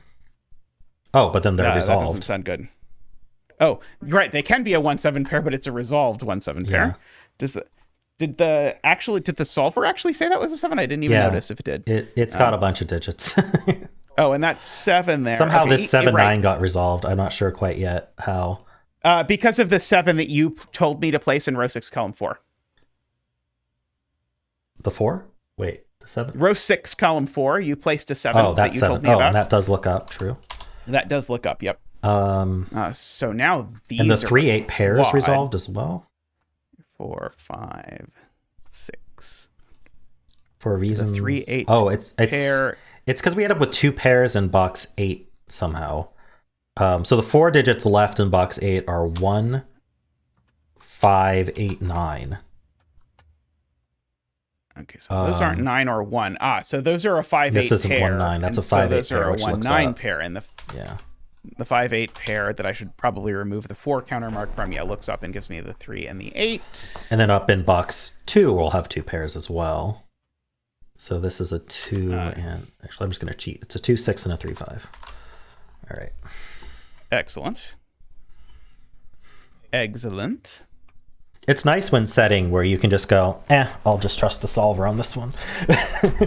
Yeah, that bit me pretty badly recently. So now the double arrow, the thing it tells you is that row 8, column 2 is 6 less than row 7, column 2, if I Yeah, these have a understand difference of 6. Yeah, for sure. Okay, so yeah, these two have a difference. We could be 1, 7, or we could be 2, 8, but nothing else. And I believe that's all the deductions we're gonna get out of this. Yeah. Okay, so I believe that row 6, column 9 is 1 or 9. Remember the cells that have a 6 pencil mark in box 8? Mm-hmm. You have you must have 3 cells like that, right? Yes. So none of these cells could be 1 or 9, if it helps. That does help. Actually, Yes. I believe. Oh, that's so strange. Row 7, column 5 is 2 or 8. Oh. Wow. That's cool. Row 7, column 5 is a 2. That's really cool. Column 5 is a 2. Awesome. Which means that row 6, column 9 is a 9. Row 6, column 9 is a 9. Okay. Okay. So row 8, column 2 is 7, 8. Row 8, column 3 is 1, 2. What does that do to 4s? I feel like we just learned a lot about 4s, but not quite enough. That's what I was also concentrating on 4s, but same. Like, oh. Yeah. Cool, but meh. Oh, hold on a minute. Well, okay. Not super interesting to me, but maybe interesting to you. Row 6, column 9, 6, 9, nice. Yeah. Can only be a 1 or a 9. Huh. Okay. I indeed cannot do much with that, but Okay. I will mark it for posterity. I will fixate nice. on it like Zeta fixated on the 1-9 in that first Pairdoku video. Of course. I will gnaw on it. This is probably useless. Let me think for a second. I'm pretty sure I'm right about this. Row 7, column 5 can't be an 8. I don't know if that's useful. Cool. Yeah. That is useful. It is. I was like, did I just unlock the puzzle? Because that was random. Row 7, column 5? Correct. That means in row 6, column 7 and 8, that is a 1, 5. Oh, no way. Which does some stuff. Yeah. It does. How in the world? I cannot imagine what is going on with your constraint. Yep. Like, what? Why? That's also, great. There's more. Oh. Row 7, column 5. Yeah. Column 6. And row 8, column 6. So the top corner of box 8. Where we had 6s penciled?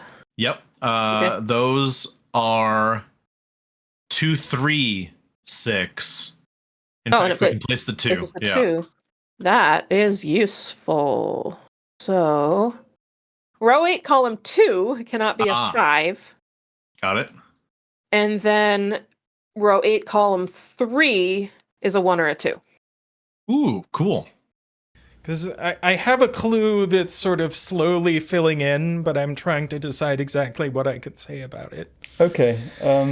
While you're thinking, I can say that row 6, column 9 is either 1 or 9. Would it be helpful to you for row 7, column 5? I would love to know anything about row 7, column 5 that I can know. It's either a 2 or an 8. Okay, that's huge. It could just be a 2. And it can't be an 8. That's brilliant. I love this setting. I can talk about it later, but it is for a gorgeous, gorgeous reason. It cannot be 8. Okay. All right. Well, that's good. That's going to be very helpful. That's going to have repercussions. So it's definitely a 2? Yes, it's definitely a 2. Okay. If it's only a 2 or an 8, it's definitely not an 8. Yeah, let me just double check. Yeah, it's definitely a 2 or an 8. Yep. And it's beautiful setting, like the way it's looking at my grid, definitely impressive. All right. So that's going to have repercussions now elsewhere, because that means that row 6, column 9 is now 9. Oh, that's cool. Like it. We can also pencil mark a 6 in box 8 in row 7, 8, column 6. We can corner mark a 6. And, actually, no, we can do more in row 6, yeah. So row 6... wait. I have a 3-6 looking at a 5-6-7 pencil mark. That's my fault. Oh, okay. In row 6. Yeah, were you looking at row 6, column 4? Yeah, row 6, column 4 is 5 or 7. No, actually, we can do more. It's a 7. Oh, cool. Which is going to resolve all of the 5, 6, 7 in box 5 now. So the 6 pencil mark looks up. Oh, so the 6 pencil mark looks up. Yeah, so it does. And I'm left with a 1-5 pair in row 6 now. I have a relationship between 2 cells that we could investigate. Okay. Is it a throuple? So let me... Okay. Anyway, yes, go on. Okay, there is definitely a relationship between row 8, columns 2 and 3. Okay. I'm trying to articulate the relationship between row 8, columns 2 and 3, and I think they have a constant difference, but the way this rule works always muddles with my head. Okay, so if row 8, I'm just gonna do this one by one. If row 8, column 2 is an 8, then row 8, column 3 is a 2. Okay. If it's a 7, then row 8, column 3 is a 1, and it just can't be a 5. Row 8, column 2 can't be a 5. Okay. It's a 7 or an 8 with a 1 or a 2 next to it. Okay, so 9, no 9 there. I mean, I feel like we can't complain about that amount of deductions. We do have, interestingly, we have a 1-9 pair looking... Oh, this 9 clears 9s out of these. I never did that. So both 9 and 1 are in these. So now we've got, again, a 1-9 pair living in...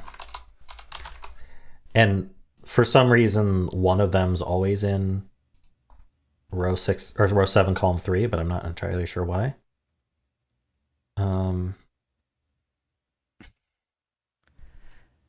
Row 7-3 is not a 1 or a 9. These are a 1-9 pair. I mean, it would certainly create a deadly pattern, but the double arrows going through it. I wouldn't. Right. Such. So yeah,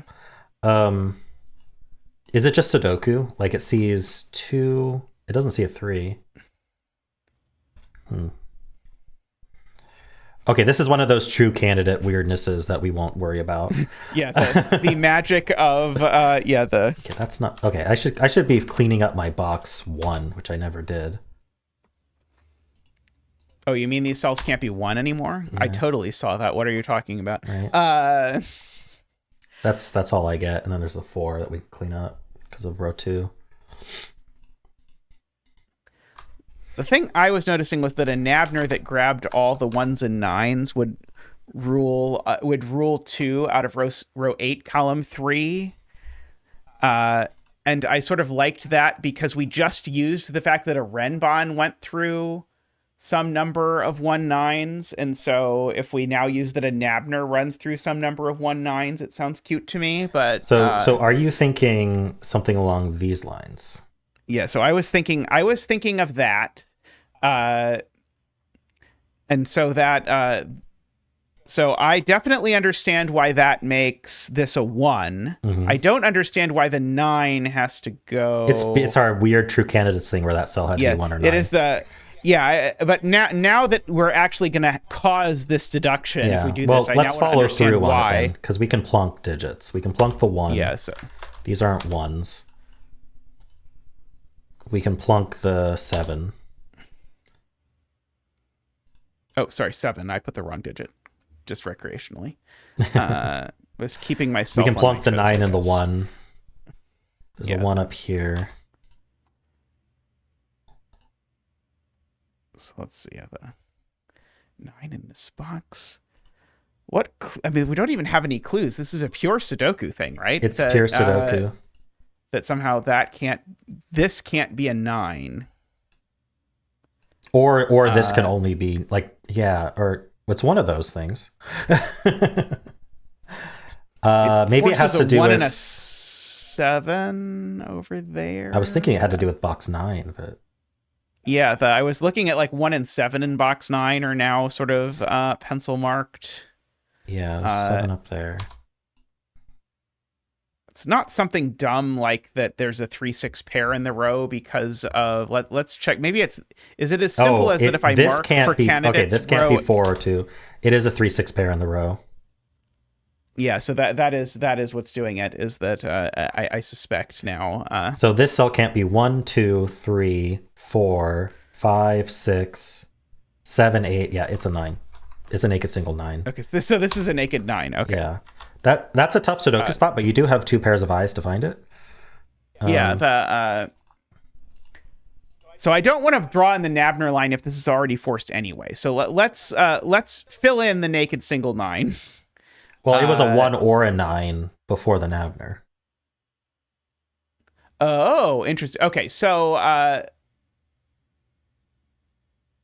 how do we use the fact that it's a 1 or a 9? Because now I'm intrigued to. Because you want to undo back to that. Yeah, I want to not use the Nabner and use the fact that we do have this this weird 3-6 pair. That 1, 2, 3, 4, 5, 6, 7, 8, 9. So this is a 3-6.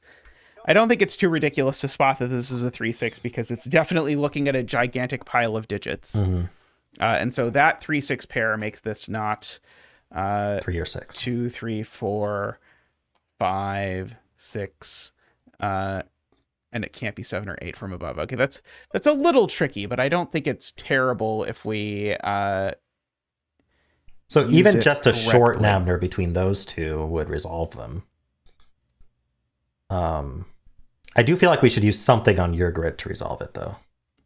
Yeah, I was eyeballing. I was eyeballing what happens if we draw a Nabner that goes actually between the 1-9 and the 7-8, and think about what that does. Because the one universe is that this is a 1 and a 7, which would be fine, and the so other it would universe either is be that this is 1 a 2 and an 8. Maybe that's not actually. Wait, 1. Maybe that doesn't break in an interesting way. So you'd either be 1, 2, 8, or you'd be 9 once. It makes it always a 1, doesn't it? Here, let me confirm with Solver. Oh no, I'm wrong. It makes it always a 9. Sorry. Hold on. Why can't it be 1? Sorry. Where were you? Oh, you were putting it to the 7/8. Sorry, I drew it wrong, which is why I was very confused. Wait, are you seeing this? So that does something interesting over in that box, which Why? is very. Okay, so let's try and understand what's happening here. That might be too much, but this little nabner, because it's gonna force it to be either 1, 2, 8, which is always true. It would be either 1, 2, 8, but with a 9, we can't do 9, 8 anymore. So it would be 9, 1, 1, 7.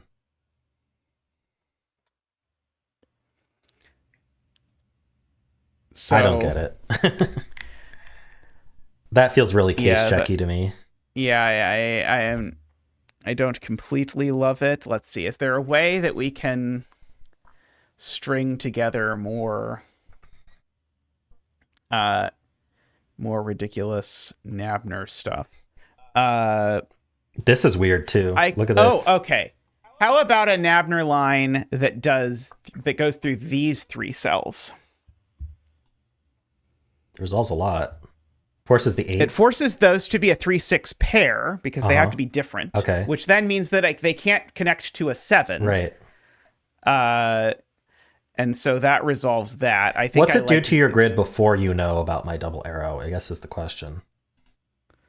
Maybe, well, I guess we'll test solve, but.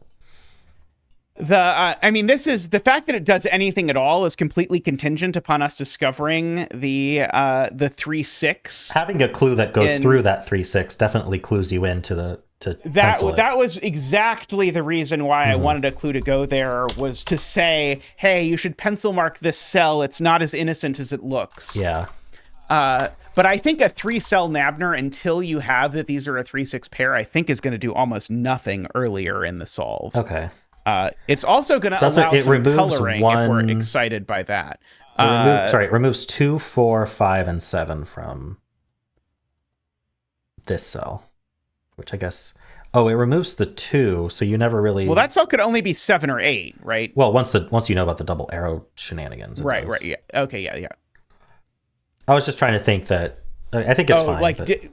Without, if I didn't know about your double arrow, would this still be interesting? Yeah, that's my question. Because so it could be 1. So it could be 1, 8, 9. Well, there's a 1 in the column. Oh, and there's a 1 and a 9 in the column. So this is already.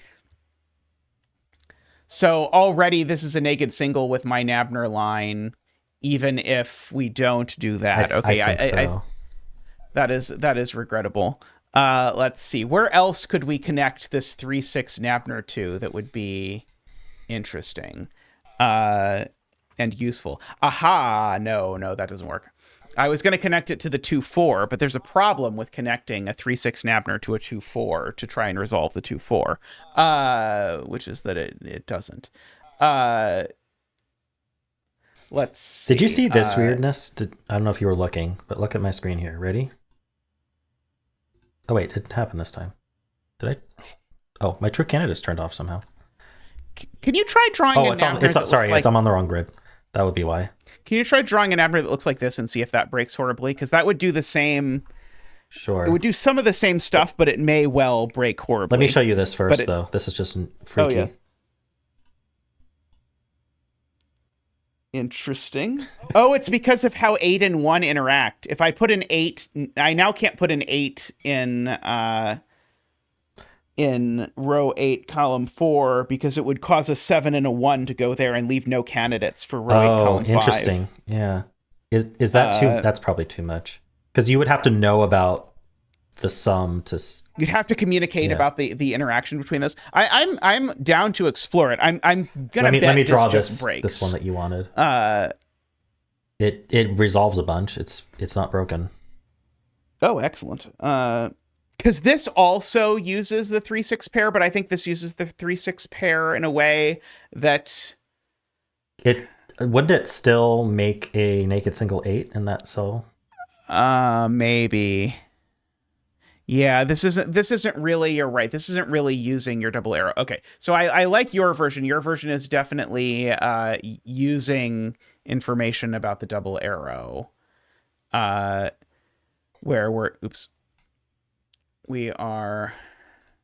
So you're putting one here, and we can certainly extend it after we. I'm looking at ways happening. it can extend. We can extend it into this cell. So yeah, so the deduction here that we have to realize is that 8-1 is not a possible combination of these two cells, because 8-1 would break your double arrow, which is, I think, a perfectly reasonable thing to say, because I think that the thing that you would communicate to me is these two cells differ by 6, which would certainly then tell me that, are we encouraging communication of that sort? Like, I know that these differ by 6? I think that's fine. Okay. I think that's not communicating a... It's not communicating anything but clues. Yeah, I think that's fine. And so 8-1 doesn't work, and 8-9 certainly doesn't work, so this just can't be an 8. So yeah, so you are thinking of extending this down to here just to see what it does? It does a lot. But this in and of itself immediately makes that a 5 and an 8. 5 and 8, yep. Right, and so that... It somehow places a 5 in row 9, column 2, which I haven't investigated why yet.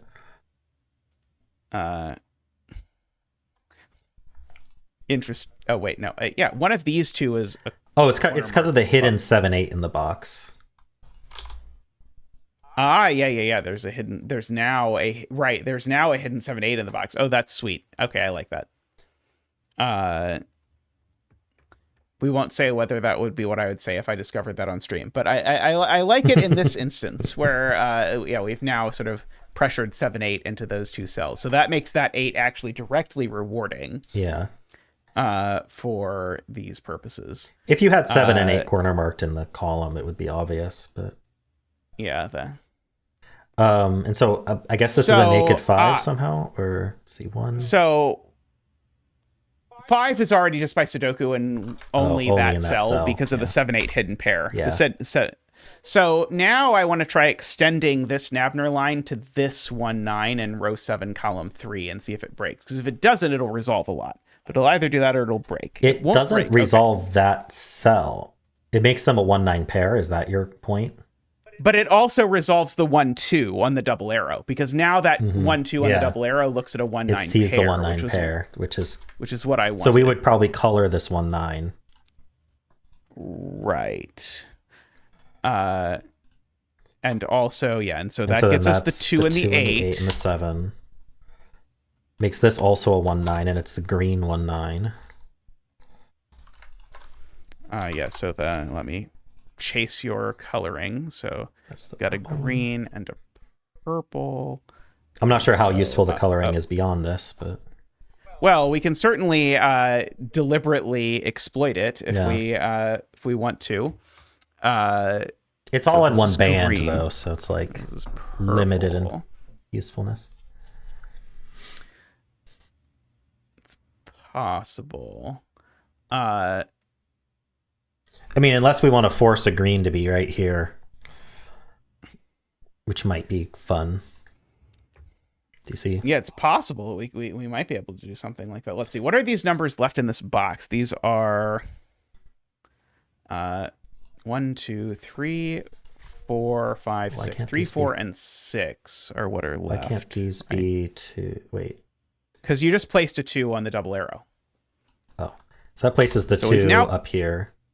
So we've now placed the 2 up there, right. Which has now resolved some of box 2. Giving us the 6 and the 2 in box 2. Oh, it did, yeah. The 6 and the 2. Yep. Oh, and the 7-8 also have been resolved for a bit in box 1. Oh, yeah. Totally. I mean, I had that. What are we talking about? Me too. Apparently we get the 4. Wait. Oh, the 2 and the 4 are resolved in box. Oh yeah. 4. How about that? Which then maybe if we clean up, it'll turn out the puzzle's actually solved. It's not. True candidates I've got true candidates. And they're accurate because our Dutch Whisper is completely resolved. If it wasn't, then maybe not. But, all right, so let me hunt. Okay, my true candidates are telling me 1, 5, 8, 9 here, which makes sense because there's a 3-6 pair, and that's not a 9. So if we could get green here, then that resolves them. I don't know if that's interesting or not, but Or purple here, maybe. That's a lot more. So maybe just excluding 1 and 9 from here, is that interesting? Or is that going to like help too much earlier? We exclude 1 and 9 from there.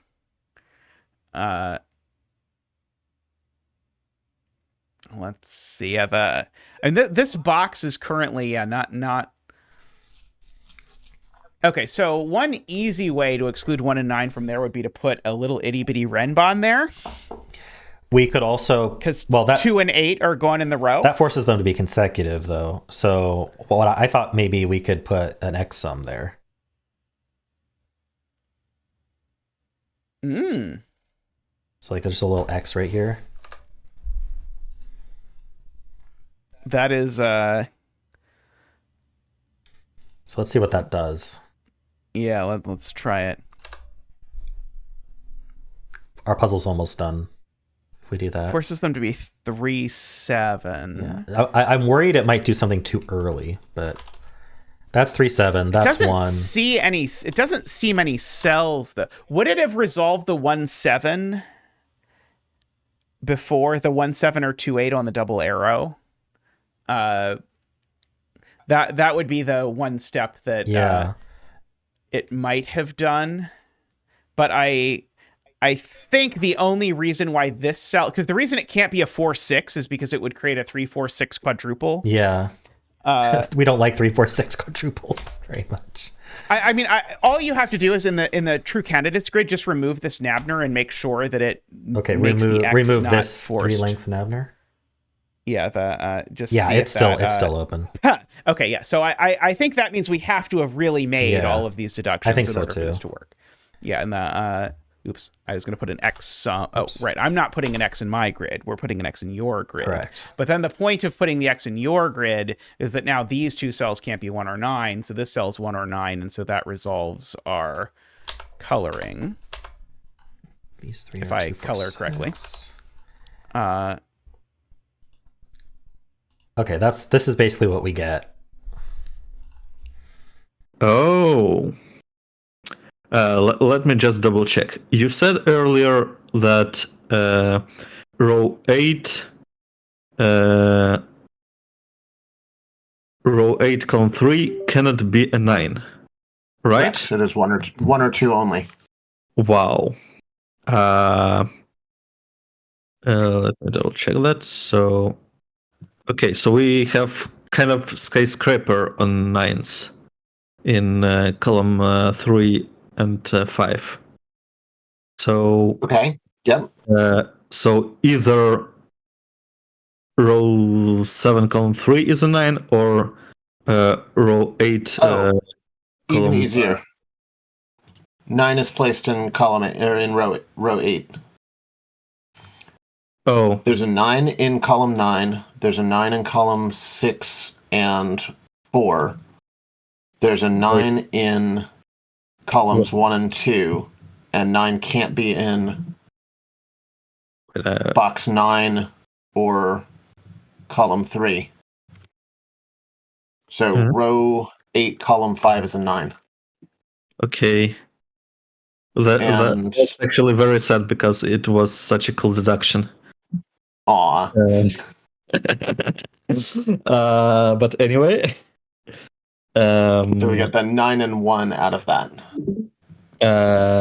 Okay, so I believe that row 9, column 3 is also a 9. Row 9, column 3 is a 9. Okay. And we have almost all 9s in the grid, only one small X-wing left. Okay, so row 8, column 4 is a 5. Row 8, column 4 is a 5. Okay, does it do anything? Oh, wait. How did we miss that? We have a 3-6 pair. So row 7, column 3 is just a 1. C's 2, 3, 4, 5, 6, 7, 8, 9. Great. We can That place makes in box 9. row 8, column 2 is an 8. Row 8, column 2 is an 8. Copy that. And there's a whole bunch of Sudoku to do. Oh. But row 7, column 3 can only be 1 or 9. Think. Oh, really? Pretty sure. You want to check that? Oh, just by Sudoku, you mean? Yeah. Oh, true. Not wrong. I think that means also by Sudoku. Column 5 in box 8 is only 1 or 9, the bottom 2, just by Sudoku, which also gives us column 4 in box 8. Why can't it have a 5? Because Sudoku, the 1 and 9 in the stack. Oh, I see. Yeah. Okay. Nice. Okay. So then this guy. I think I can say something. I just gotta think. The sentences that are coming out of my mouth. I mean, you're not wrong. Yep. Row 8, column 3 is a 2. Ah, nice. And that. Oh, go ahead. Row 8, column 4 is a 5. Okay. Yeah. Yes. Row 8, column 2 is an 8. Awesome. Yeah, that resolves a lot. Woo. Good. Here we go. Sudoku it. Follow Sven around the board. Row 8, columns 7, 8. Yep. Can only be 3, 4, 6, 7. Okay.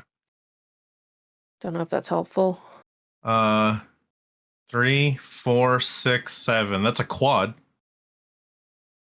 Oh, it is. You're right. Oh, so then it has to be 3, 7. Oh, well, there you go then. Even better. Even better. So that puts a 1 at the end of row 8. Sure does. Which fixes the 1 9s in the bottom band. Excellent. Okay, all right, so that actually does have impacts for me. So 7 with a 1, or 8 with a 2. Mm-hmm. So that means that row 8, column 4 cannot be an 8. Okay. And has to be a 5. Which gives us the 5 in box 7 as well. Yeah. Does it do more than that just yet? Okay. Is there anything about row 7, column 3 that we can conclude? No. No. Well, nothing that I have. Yeah. So anything that I would have is by Sudoku, but that's all I got. Well, that's interesting. It's like things were flowing very well, and now it's suddenly like brick wall time. That's very Zeta. If you look at column 1 and then row 7, column 1 can only be 3 or 6. Row 7, column 1 can only be 3 or 6. Okay, so that does give us a 3, 6. Just by Sudoku. Ah, okay. So that gives us a 3, 6 pair in row 7. Oh, in the row. Yeah. So then look at row 7, column 3, because now I think it can only be 1 or 9. Yes, that is correct. Let me just see. 2, 3, 4, 5, 6, 7, 8. Okay, so that resolves row 8, column 3. Row 8, column 3 is a 2. Okay, so that means that row 8, column 2, we said was an 8, I think, and that does add up. Okay, you said you had clues in box 9. Are they doing anything more yet? Ooh, well, Yes, actually, yes. Row 8, this is interesting. Row 8, columns 7 and 8 can only be from 3, 4, 6, 7, which makes a quadruple in the row. Okay, yep, that does. So that puts a 1, 9 in row 8, column 9? but it's a 1. It's actually a 1, yeah. Yeah. So that's going to resolve A bunch of stuff. Yep. Yeah, so we've got all manner of so in terms of deductions. restricted cells, these 3s and this 6 are a slightly lighter blue, so we're getting close to very few solutions. In fact, let me do a solution count. Let's fill we're this down to in. 116. That's in. Okay, so that's a 6. That's now a 4 and a 3. We're probably going to have to poke... Not necessarily... Oh, yeah, we're definitely going to... Oh, no, not necessarily. Sorry, I was worried we had a 3-6 deadly pattern we were going to have to resolve by extending the Snabner up into box 4, but I am no longer super concerned about that, although that is an option available to us if we would be so inclined to extend that up, and that will resolve the 3 6s and put even more pressure. We just need to resolve. We just need to stick a 3 or 6 up here, and it'll resolve itself. It's not a deadly pattern. It's going to resolve. Right. I was worried it was going to be, but I was just thinking that might collapse us down to an even smaller number of solutions. I mean, it would collapse us down to an even smaller number of solutions, but we don't need to. I think just putting something in box 3 for one of us might be enough to do it. 2, 3, 4, 5, 6. Okay, so we've got a 2, 4, 6 down here. Let's see. What do we want to do now? So who deserves a clue right now? I have very few clues, actually. I have 2 region sum lines, 2 double arrows, and an X. Yeah, and I have... We both currently have 5 clues, if I count correctly. So we've done a good job. Oh, no, I have 6. Okay, I have 6. So I should get a sum clue in box 3. So you should get a clue. Oh, and I have a black dot as well. Okay. Yeah. So we should definitely give you a... So what should I get? Little killer. No. A reward 4-cell killer cage with 18 combinations. That I'm constantly thinking about the entire solve. Yes, exactly. Yes. And like, what is this doing? Okay, what's my grid look like? Okay. I can't really escape the box, but I could do something internally in the box. Or I could use this 1, but I don't know if that's useful. How was that one? That one wasn't super recent, right? No, we got this. Remember this 1-7 pair that you thought was impossible, but actually was just resolved? Yes. I have vague memory of you commenting about that, like probably half an hour ago at least. We could probably do like a double arrow that uses this 1 down here. True. Like I'm thinking like connecting the 1 and the 9, maybe that's too tacky. Oh, those were a 1-9 pair before. No, those weren't a 1-9 pair until recently. I don't know what the X does earlier because we just placed it. Right. Which is... Let's see. Maybe we should corner mark some stuff and see if there's any interesting corner marks that are going, because we've got a 9 in one of these. Well, did you catch that these candidates up here are a light blue? Yeah, there's a few options that suggest that there wants to be. So we just need like the equivalent of 2 givens. Yeah. Basically, we need to give like a 2 down here. Or a 2 or a 6 down here, and then we need to give like one of these 3s or 6s. Or I guess we give a 4 down here. So let's see. What do we want to do about that?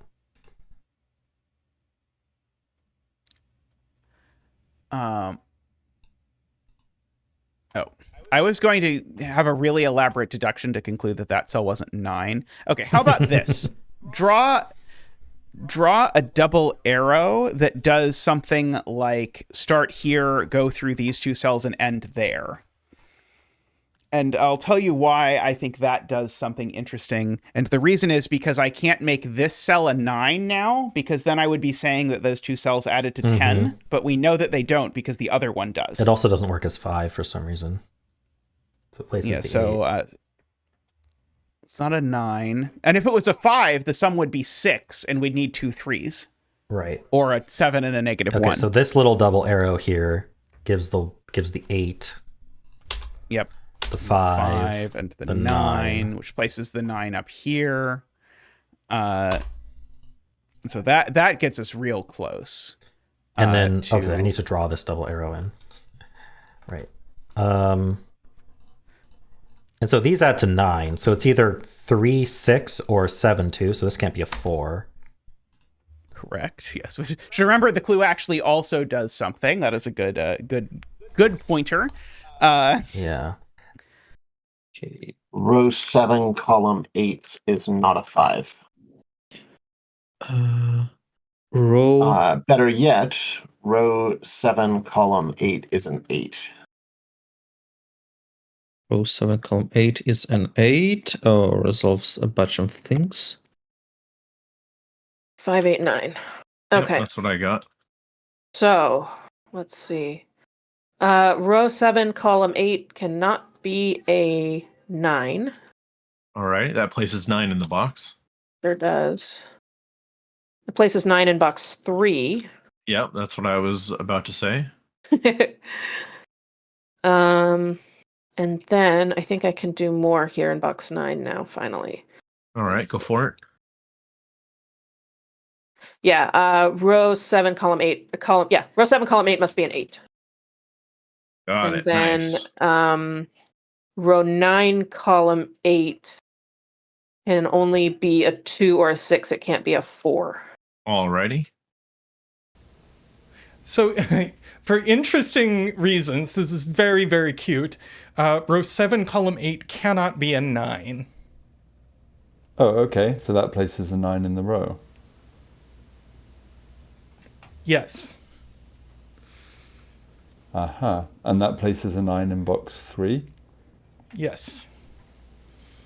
Okay, if that's a 5, then row 9, column 8 is a 2. Is that a problem?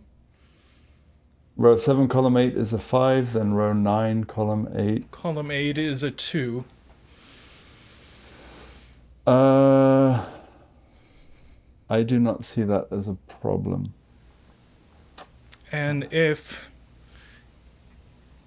row 7, column 8 is an 8, then we have a bunch of options.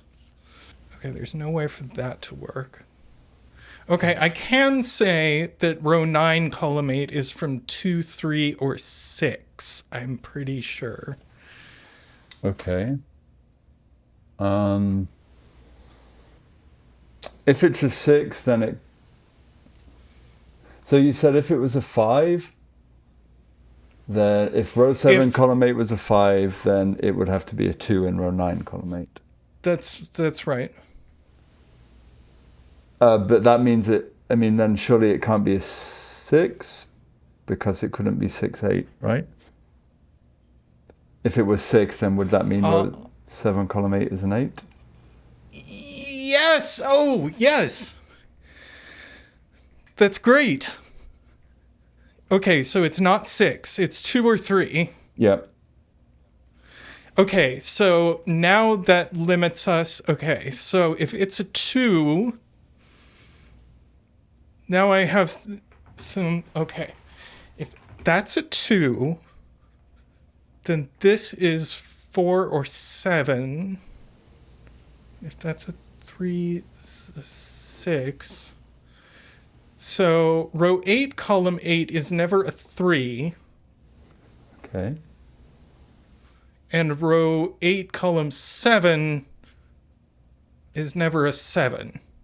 So I get 3, 4, 6, and 4, 6, 7 for the possibilities. Okay, now did you just say though that if... But if it's a 6, no, that still doesn't work. Right. If row 8, column 8 is a 6, then you end up with... we have to have an 8 above it, so it's not a 6. So it's 4 or 7, Okay. And that's going to remove 4. That's going to remove 4 from row 8, column 7, and we get a 3-6 pair. Yep. Which looks left to get a 4. Yeah. And that looks back right to give us the 7, and that's going to resolve everything on my clues. So now... guessing row 8, column 7 is a 3? Row 8, column 7 is a 3, which we can do, but there's... So we can chase that around, but... Yeah. Then row 7, column 8 is a 8. Is an 8? Yep. Okay. Now, my true candidates are telling me there's several options to make the puzzle unique. To make it unique from I like that a lot. So let's see. So you've got one of them is 3-6, and one of them is 7-2. The 2-7 is more restricted, but neither of them actually finish the puzzle. Okay, let's see. It would be nice to put something in box 3. 1 now. Sorry, box 3. Yeah, box 3. That one. It could be a clue for either of us. If you put I bet if you put a 1-cell, I don't love 1-cell double arrows, but I bet if you put one across these 3 cells, I bet it would resolve the puzzle uniquely. It probably Could be wrong. would. Nope. Ah. Makes it 1-8, not 3-6. I assumed because there was a green 3 and a green 6. It has to be 3-8 or they went 6-4. But I see. Let's see, and we know one of these two is 1. Let's see that.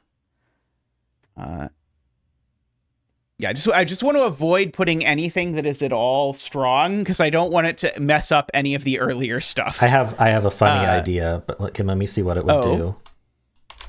Oops. I was thinking a Dutch whisper across here. Oh yeah, but it doesn't resolve it. In fact, it makes it harder to resolve. So, yeah. Yeah, we could resolve this with some weird Dutch whisper that goes through this box.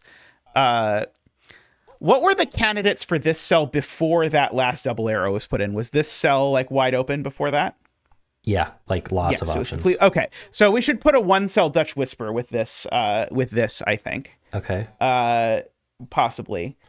Or maybe a 2-cell one. So like maybe one that just slashes across the box. Would that do it? So if this had to be 3, we get a 1-5 deadly pattern. If we make that a 3, which could be resolved by... Okay, so if we drew this line... Yeah, if we drew this line in, it would make these both have to be at most 4. You're thinking a different line than me. Oh, yeah. That. Let me show you... Let's see, what thickness should we do? Like 0.25? I was thinking this line. Because you're forced to do 9, 3, and then 3. 5 is too close to 3. Never mind. That doesn't work. You're thinking this line? I was thinking that line. So that will make these... So let me rule out 6 and 8. Yeah. So this can only be 2 or 3. And then this can be any of 1, 4, 5. So that gets us down to like... So if we but doesn't quite do it. If we extend it here. Oh, extend it. Or if we want to be cheeky. Oh no, extending it here won't help. That'll cause our 1-5 deadly pattern. We need this to be a 4 if we're gonna resolve this. Do you see this 1-5 deadly pattern that's threatening to happen? Yeah. So we need this to end up 4 unless we want to place a 1 or 5 in these cells. So let's see. So let's. So this line will do it. Do you want to do it? Okay. Yeah, let's try that. So this line here, because this is 2 or 3, this would then have to be 6, and that resolves the whole puzzle. So let's try that through human logic. So draw that line. So we're drawing in this this line that presumably does basically nothing until we know what this cell is. Unless there's like a real shortage of highs or lows. I'm just quickly scanning pencil marks to see if there's anything, because the only pair that could possibly really do anything is the one up top, I think, and I don't think it's going to do enough until we know this. So these are now going to be from 1, 2, 3, 4, 5. Except that one's not 1, 4, or 5, so it is 2 or 3. This one I know is not 2. And then from 2 or 3, we have to go up to a number that's at least 6. And we can't be 7 or we can't be 7, 8, or 9, so it has to be a 6. Right. So it has to be 6, which then bounces back and says this has to be 2. Resolves the 3, 6, going down around like that. This number is 3, 4, 5, 6, 7. It's an 8. Which then, let's see. Let me mark in the rest of the box. Oh, we get a 3, 7 pair. That's fun. 3, 5, 7. Is that what's left in this row? Why does this 3? Oh, interesting. I was like, we get a 3, 7 deadly pattern here, but the double arrow goes through it, and that's going to end up resolving it. Right. That 6 looks down and says that my 6 sum is actually 7, 2. 2, 7, 3, 7, 3. So that's a 3. I think the Sudoku is just very simple from here. I think it just resolves. Yeah, I think that is almost assuredly true.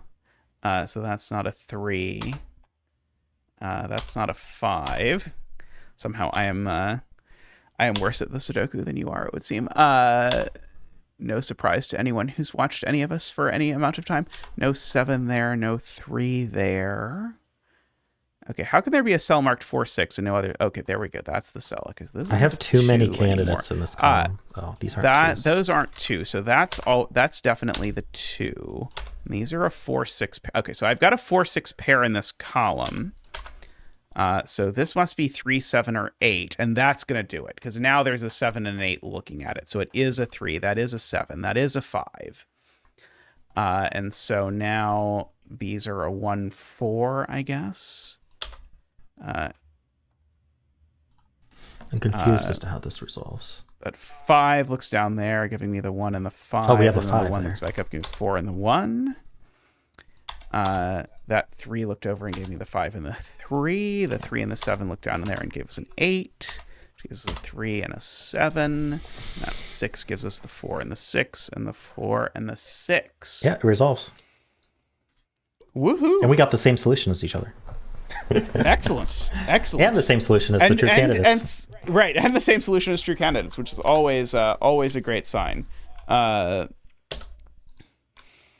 so that means we can just publish it, right? Okay, so I could tell that row 1, column 7 is an 8. Row 1, column 7 is an 8. So 8 in box 6 is also placed. I also have that. I've got a 2, 6 pair in column 8. Row 1, column 8 is only 2 or 6. Row 1, column 8 is 2 or 6. It's 6. That's 6. Yeah, it's just 6. Great. We've got a lot from that. Oh, yeah, I do see.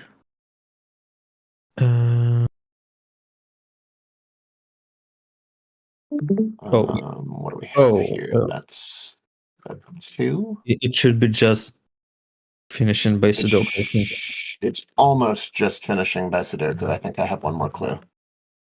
Okay. Yeah, I see. Wait, we have 3, 7 going on. I resolved the deadly pattern on mine. So give me a second. I'll get to where that's the last thing. Yeah. Row 8, column 8 has to be a 7. Nice. And I've got a couple more digits to fill in that are hiding. There we have it. Done. Let's look at the grids.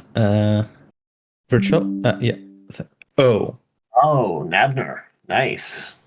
Oh, region some lines. Yeah. Wow.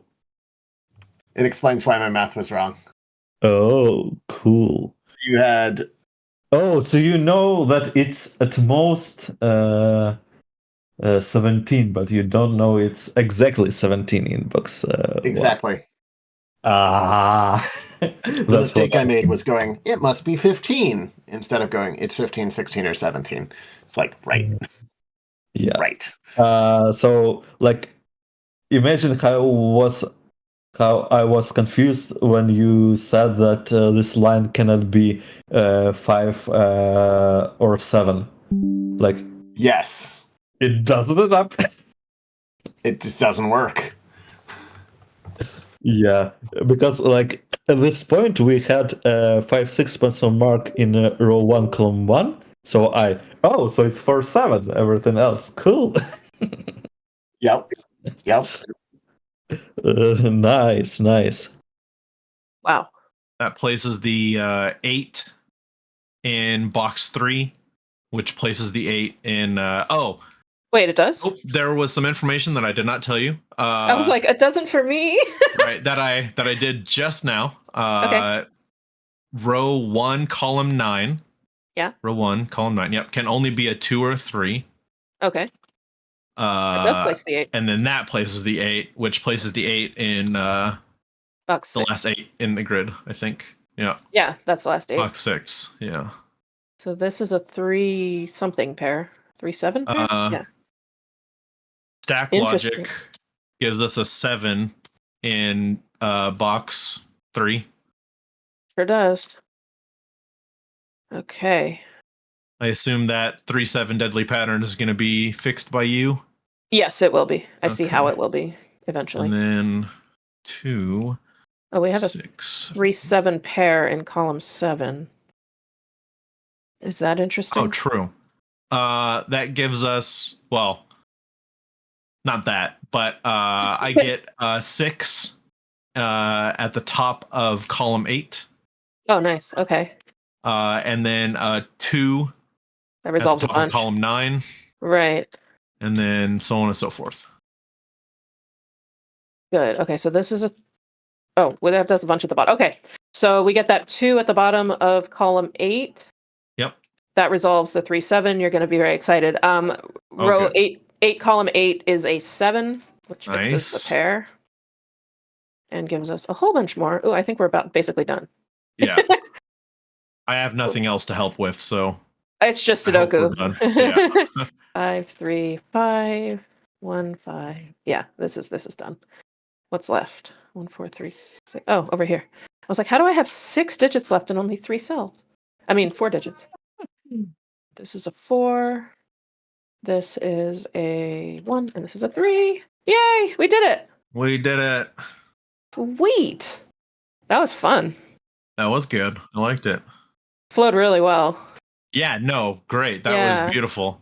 You should open my grid now. I want to see the other one. I just opened yours. You're not going to guess mine. No, I'm not. And I did not guess yours. I wasn't trying, to be fair. I mean, you probably weren't trying either. Oh, Nabner lines. Oh, man. Oh, that's not made up? I thought that was made up for this grid. I've seen it before. I'd never seen it. Wow. Wow. Was it, I would never have box guessed. 1 break-in? Yeah. Good. I guess I did a good job masking what I had then. Yeah, I would.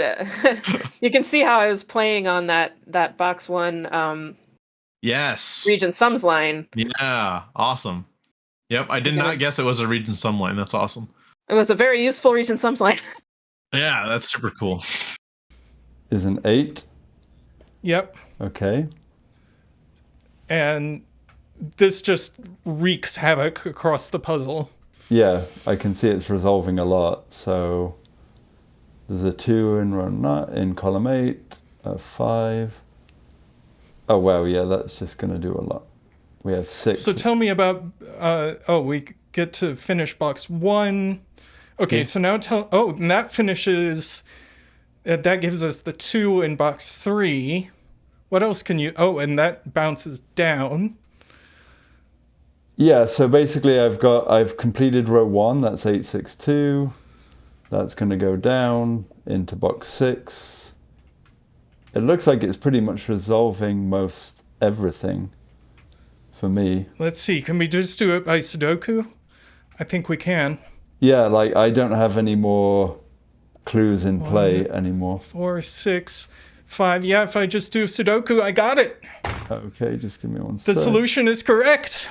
All right, I'm going a little slower because I'm not used to scanning with Sven. Whoops, made a mistake. I'm also not using mouse. 4 and 6, and the solution is correct. Woo! Woo, very good. Woo. Yeah, I missed stuff about my X. Yeah, I think there was a virtual 3-6 pair, wasn't there, in row 8? Yeah, there was. That could have resolved it smoother, but it's okay. Yeah, it was. I don't know. I felt it was very. Everything was very neatly leading into that. Tristan will understand when he sees this grid. You can share your screen and then I can see it. So the way that this was being lent into. The 4, I was like sitting here going, wait, it's a 6-length Renband. Doesn't that have to have a 4 on it somewhere? So then when this became the 4 and that pointed there, then it just seemed to scream to me, well, I have to be thinking about this, especially with the 1 or 9 here. And then, yeah, just spotting that 2 and the 8, the way they just looked at this Renband was lovely setting. My grid is a lot more sparse than yours. I really don't have that many clues. I have two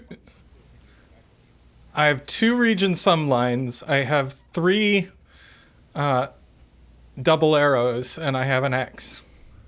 Oh, geez. Double arrows. Yeah, I think I've been solving Zeta puzzles too much, because the second you put like the 6, 7, 8, 9s, I was like, that's going to be a freaking double W pentomino region line in box 1, isn't it? So yeah, I guess we should go through a test solve, huh? Yeah, probably. So I can just delete all my givens. Do we want to let me? I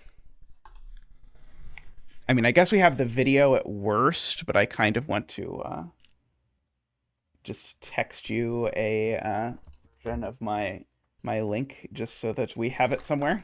Yeah. There's mine. But we should. I'm gonna just open mine in Sudoku Pad, and then we'll just do like a. That sounds fabulous. Okay, but let me delete all of the things here. Control A. I think we were incredibly restrained. We didn't use that many constraints at the end of the day, right? I've got 3 constraints, and one of them's an X. So. And one of mine's a black dot. But I've got 4 and one of them's a black dot, it looks like. I guess I have to write the rules, but we can do that later. Yeah, you don't think the shrug emoji will I mean, it's pretty nice. I'm going to turn on my row column labels for sure. That sounds like a fantastic... Oh, mine are already on, even better. And I do like that the 2 grids don't end up looking like each other. Yeah, they look completely unrelated. They have completely different constraints. They aren't even like in the same place as each other, like in an obvious way. And if you were to try to overlap in very, very incongruous ways. They overlap in ways that would make it very awkward to have a combined grid. So this is perfect for a Pairdoku. I believe I would look at my grid and be like, I hope you have something, because there's a hell of a lot of nothing in my grid. And I think, fortunately, it will be very clear to anyone looking at your grid that you have something. Yeah, so I can tell you there's no 5 in row 8, column 7, 8. Does that help you? That is very helpful to know. I will be sure to pencil mark that right away. I'm can on it. also Like tell you what I there's no always do 5. when I test solve my own puzzles is I pretend the break-in doesn't exist and I look for anything else. I do kind of want to see what did true candidates look like for each of our grids separately. Okay, Although yeah. I guess we can't really do what true candidates looks like for my grid separately because we don't have German Mine- whispers. look- But I look think, at mine. or sorry. See, that's what I want. Yeah, That's what I want. yeah. Is to have it be just There's literally nothing to find. like Okay. almost that those two aren't a 5 is almost the entire, Entire deduction. Yes. deduction. Yeah, that is it for your. I mean, you know my vast love of weak clues, so I am delighted when not a single thing happens. Yeah, I guess you could do mine without the Dutch whispers. I mean, the fact that these two cells can't be 5, 7, or 9 must be like the biggest deduction. Yeah, that's that is even better possible than in my German. not 5. Like Right. Yeah, I can give you 2 cells that are none of those things. What about your long I'm Ren sure band? that- Can you deduce anything from that? It's 6 I long. was trying to see if there was a cell that I could deduce wasn't 5 from that, but I don't think that there is. Okay. But it does have to have a 4 and a 6 on it, which I was trying to decide if interacted in any way with the black dot. But unless these cells are like anti-knight or disjoint or some crazy thing that like- sees this whole Yeah, Renbon. we have a third Pairdoku grid that just says anti-knight and is blank. Yeah, exactly. That is your help if All right. Well, it looks like I'm forced to actually use what we intended. So I found a 6, 7, 8, 9 and 4 cells. Okay, excellent. So I can give you some information about both of those. Okay. So the ones in row 1 of those aren't consecutive. Okay. The ones in column 1 of those differ by at most 3. So I guess all I'm really saying there, and I don't know if this is interesting, is that they're not 6, 9. And I can also give you a pencil mark that row 6, column 1 is 5, 6, 7, 8, or 9. Ooh, that goes in one of my double arrows. I mean, that goes on one of my constraints. Maybe that's what we're supposed to use. I don't really see how, though. I mean, a single pencil mark on a double arrow is so beautifully useless. I love it. I love it so much. Okay, so this can't be the same as any of these two. So if we color that green, so row 5, column 4. If we I color was that just green, noticing. I was looking at your grid and noticing exactly that. If we the can rule the green out of goes 5 cells in one of these cells, right? Exactly. Okay, that's definitely useful. Okay, so you said they can't be consecutive, and then these down here can't be 6, 9.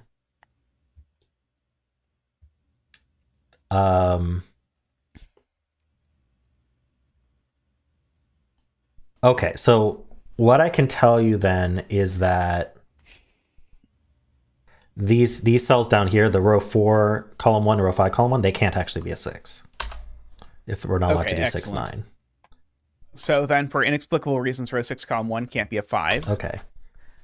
And I can actually give you a corner mark of 7 and 8 in that column in that box. So 7 and 8 live in box 4 in column 1. Okay.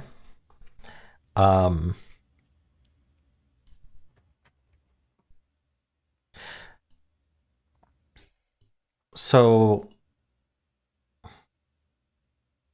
okay, I'm going to give you a weird pencil mark, but it might be helpful. So I'm talking about row 1, column 1. Just highlight these as I say. Row 2, column 3. Row 3, column 2, and row 3, column 3. They have to be from 4 through 9.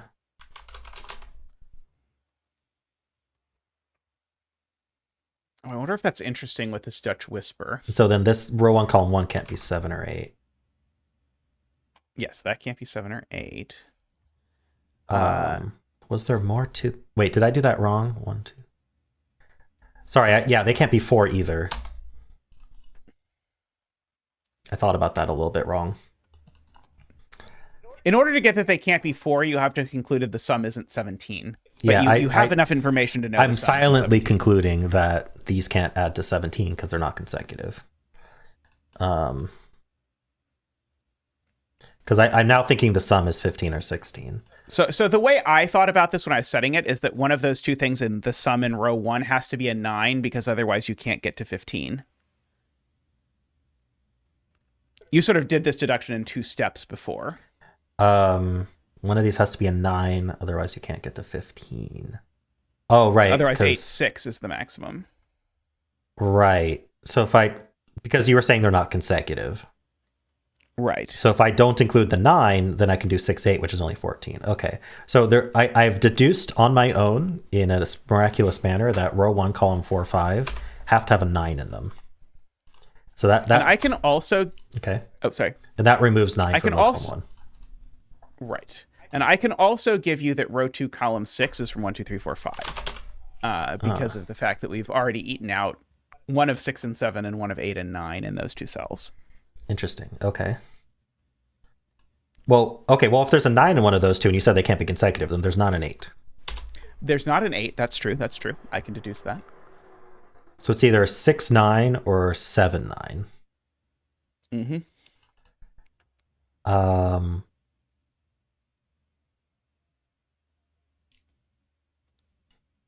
And I think there's something I'm supposed to deduce right now, but I'm not actually seeing it. So yeah, the problem is if the sum is 15, we need a 6 looking at row 1, column 1, and row 1, column 1 becomes a naked single nothing. Ah, right. Yeah, so if this was 6-9, then I'd also need a 5 on this 5-length line, and that doesn't work. Because row 1, column 1 is a naked single nothing. Yeah. Okay, so I can tell you that it's actually 7-9. It's a 7-9 pair, and it's also a 7-9 pair in column 1. Okay, and so I can tell you that row 6, column 1 is an 8. Okay, and I can also tell you that row 1, column 1 is a 5. So 5. Okay, so I can tell you immediately from that row 2, column 1 is a 1. Row 2, column 1 is a 1? Oh, interesting. It's a 1. I wonder how that happened. And I can tell you that we have a 7, 8, 9 triple. So where I have 6, 7, 8, 9, where I told you to put those, it's just 7, 8, 9. It's just 7, 8, 9. Okay, so and then we've got 2, 3, 4, 6 in the other cells. It's very much worth marking, I'm sure. It will not at all lead to any confusion. All right. So I guess I can tell you that the digit in row 4, column 3 is, and I want to make sure that I don't screw up subtracting 4 from things, at most 5, which is, I guess, not the most spectacular. It's a non-6. It is a non-6. That is correct. I have eliminated 6 from it for you. How very kind. I placed that where you placed that 8. That's very interesting to me. So I want to try to think about this a little bit. So what I'm internally thinking about is that these 2 cells add to at most 11, because 7, 8, 9 are gone. So they could be 5, 6 at max, which means that row 5, column 4 is from 1, 2, or 3. Oh, that's huge. Because I can tell you that, in fact, that means it's a 1. Oh. And it means that row 4, column 3 is a 5. Oh. And it means that row 3, column 2 is a 9. Well, that's pretty big. I'm stumped as to what kind of constraint would have done that. But all right, well, now I want to think about more about this same clue that we just placed a 1 on. It can't be... You have clues in your grid? Yeah. Oh, sorry. I didn't realize I wasn't supposed to tell you that I have clues in my grid. It's an empty grid with no rules on it. It has just a shrug emoji, yeah. And that is the totality of what has been provided for you. So row 6, column 2, 3 add to 9. And they can't be 1, 8. They can't be 2, 7. They could be 3, 6, and they can't be 4, 5. So they have to be 3, 6. And that allows us to place a 1 in box 4 as well. And then the remaining 2 cells are a 2, 4 pair. Very nice. And I can go ahead and then tell you that row 6, column 5 and row 6, column 6 are now a 2, 4 pair. Oh, just magically. Magically. So the rest of the row maybe is useful. We need a 1, let's do that. 5, 7, and 9. 7, 9. And 1 is somewhere in box 6. And box 6. I'm sure that's very exciting. It's not exciting for me, but We have a 2-4 yeah. corner mark in box 6 that is kind of maybe interesting. Yeah, we have 2-2-4 pairs. Maybe someday. Yeah. That actually, I need to think about this because it's... And I can tell you that 3 doesn't join the 2 and the 4 in those cells. Oh, really? So 3 is somewhere in box 5 then, in that row. Right. And I actually even can tell you it's not row 4, column 6. Oh, okay. So it's row 4, column 4, row 4, column 5. Gotcha.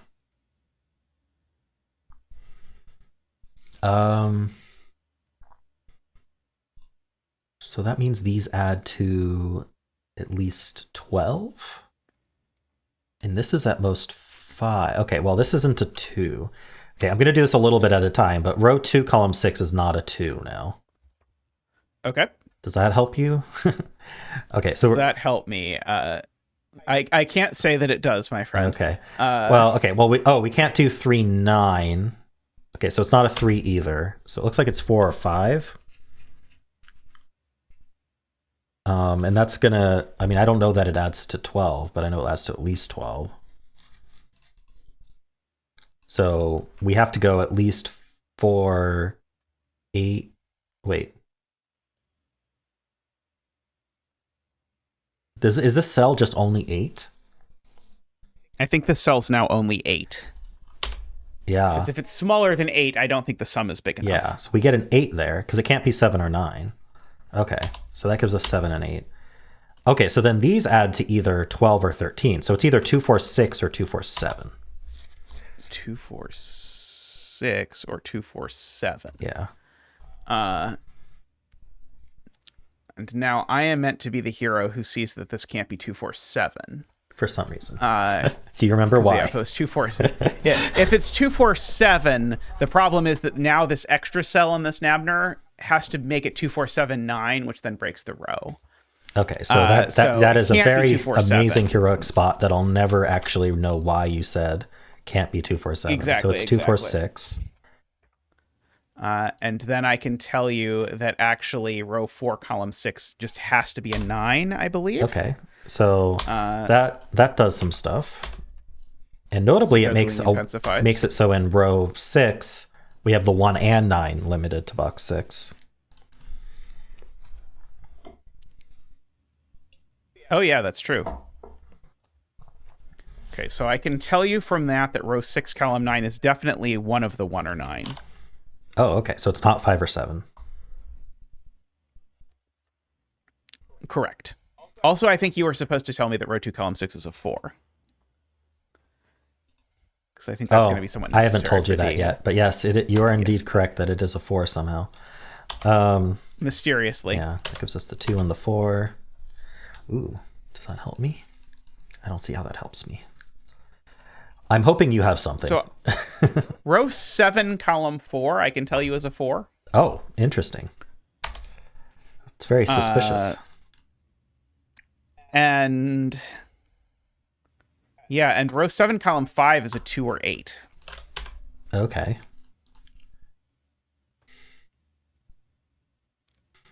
And now, through amazing knowledge of my constraint that I have here, I can tell you that it actually cannot be an 8. It has to be a 2. And the reason for that is because these add to 8. So if this was an 8, then these two would have to be the same digit. And Sudoku does not let you do that. Now, I'm going to bet that people who are solving this will not guess what constraint it was that ruled out 8 from this cell.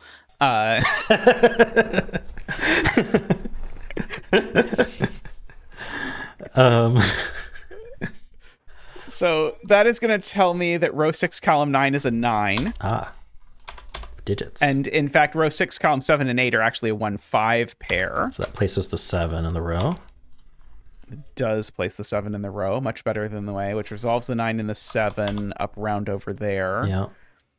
And I can also tell you that row 7, column 6 and row 8, column 6 are a 3-6 pair. Ooh. So let's do the rest of the column. I guess places the 6 in the box, in box 5. And yeah, doing the rest of the column sounds like a smart thing to do. 1, 2, 3, 4, 5, 6, 7. Oh, so we just get a 1, a 5, and a 7. They're just done. It does appear that way to me, yes. And where were you saying a 6 is placed? Oh, it places this 6. Okay, and then this is a 3 something. What's left in this box? 3, 8. Okay. So I wonder if I'm supposed to think about this thing a little bit more. I'm gonna subvert that and try to think about this thing. No, I'm not. This can be those cells that I told you couldn't be 5. I think that's still the only deduction I have about them. Oh my god, I was about to tell you that these 2 cells on the Dutch Whisper couldn't be 4 because 8 wasn't far enough away from 4, but then I had a flashback to a previous You're the one who wanted to put Dutch Whisper in here. Well, I figured maybe if I do this, I'll finally understand them. I wanted to set you a Dutch Whisper 6x6, but I have not yet done so. I saw you put 3, 7, 8 in those cells, so I did the same. I did. So yeah. I think it's supposed to be my heroics. This cell is 3, 6 if we wanted, but yeah, you can notice something. Let's see. So what I'm noticing is that these add to 8 and this is only 2. So these two have to have a difference of 6. So row 8, column 2 and row 8, column 3 have to have a difference of 6. And row 8, column 2 is the bigger one. So we could do 1, 7 or 2, 8, but that's all we can do. Which I'm sure if I communicated that way and you didn't know what I was talking about, you would 100% understand. And pencil it right the first time. Absolutely. Yeah. Now, does that affect my non-5 cells? Not that I can tell. Okay. So I'm noticing just by Sudoku, we seem to, unless I have mismarked, have a bunch of pairs floating around in boxes 2 and 8. I'm just going to use mark some more. Yeah. I'm going to mark up now here that I as can. well. Yep. So we got a 2, 6 and a 3, 5. Oh, the 5, 8 looks up, giving us the 3 and the 8. Do you see how the 5, 8 pair looks up? Oh, did I? Oh, yes. Sorry. Yes. I was like, I already filled in all the cells up there. But I had not, in fact, filled in all the cells up there. And so you said these 2 cells differ by 6? They differ by 6, yeah. So it's either 1, 7 or 2, 8. Okay. So either 1, 7 or 2. Okay. So row 8, column 4 can't be an 8 because it would make these into 7, 2, and those don't differ by the right amount. I was trying to see if I could find a way in my brain to is the point there's a virtual 1, 9 pair? I don't know. I can't find an elegant way to say it other than the just doesn't you work can't if do row 1 8, column you 4 is can't an do 8. 1, 8 in those cells because it forces 2, 7, which is no good. Right. That is right. If this is an 8, it immediately breaks the ability of these to do it. I was trying to think of like what is the cute way to say that sounds less like I just tried it if it was 8 and it didn't work. What can I tell you? But I've given up and I've decided that it's just not an 8. So it's 5 and 8. Okay. 5 and 8. You type 6. Yeah. Then I was like, why do I have a 3, 3 pair in box 8? And that's why we don't auto clear marks. Okay. Okay, what is this? Well, this can't be 1, 9 anymore. So it's either 2, 8 or 3, 7. And so now is where we 6. regret that row 7, column 1 never ended up with a clue because our solve path involves noticing that it's a 3 or a 6, which I don't think is horribly unreasonable. Here, I'm just going to mark up column 1 because it's only got 4 left, and I like to do that. Oh, wow, we have a 3, 6 pair in row 7, and that is totally noticeable.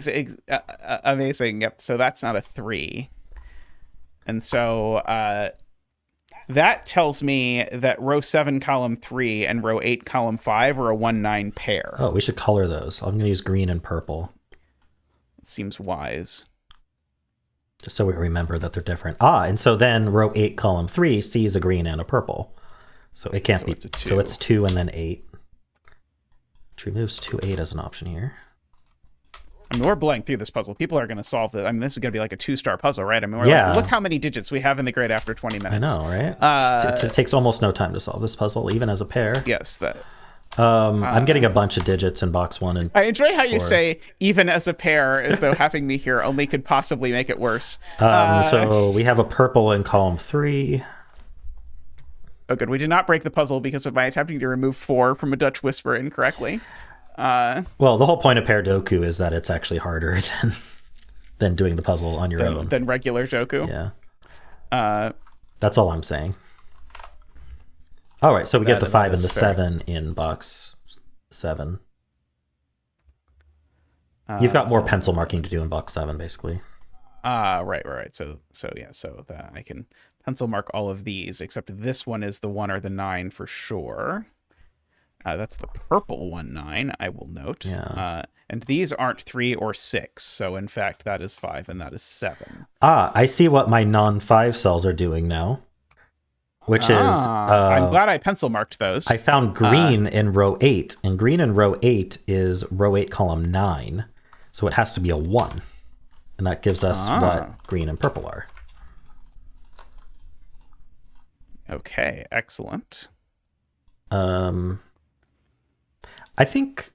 Wait, this can't be 4-6 for weird reasons. Oh, yeah, because it has a 7 on it. Okay, so row 8, column 7, 8 has to be 3-7. Okay, so that's going to resolve the rest of box 8. Yeah. And actually the rest of box 7 as well. Yeah. Those are just going to all be... So I'm going to just mark handled. up box 9. We get triples. Okay, I have a clue that is begging me to think about it.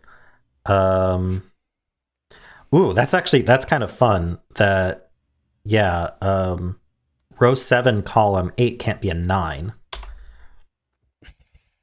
Because these actually can't add to 10, because these add to 10. Is 5 too small? 5 is too small, because 7's too big for it, and with 3, we need to do 3 plus 3. So actually, row 7, column 8 is an 8. Okay, so that's which is a very clever idea. All right, and we get a 3-7 pair in column 8 now. I don't know if that does anything. Ooh, look at that. So that's not a 3 anymore. It's not an 8 either. So that's a 2 or a 6. Oh, you're talking about a cell I haven't even marked up. But sorry, yeah. Sorry, I have just randomly, for whatever reason, been marking row 1, column 8 and keeping track of what it could be. I don't know why.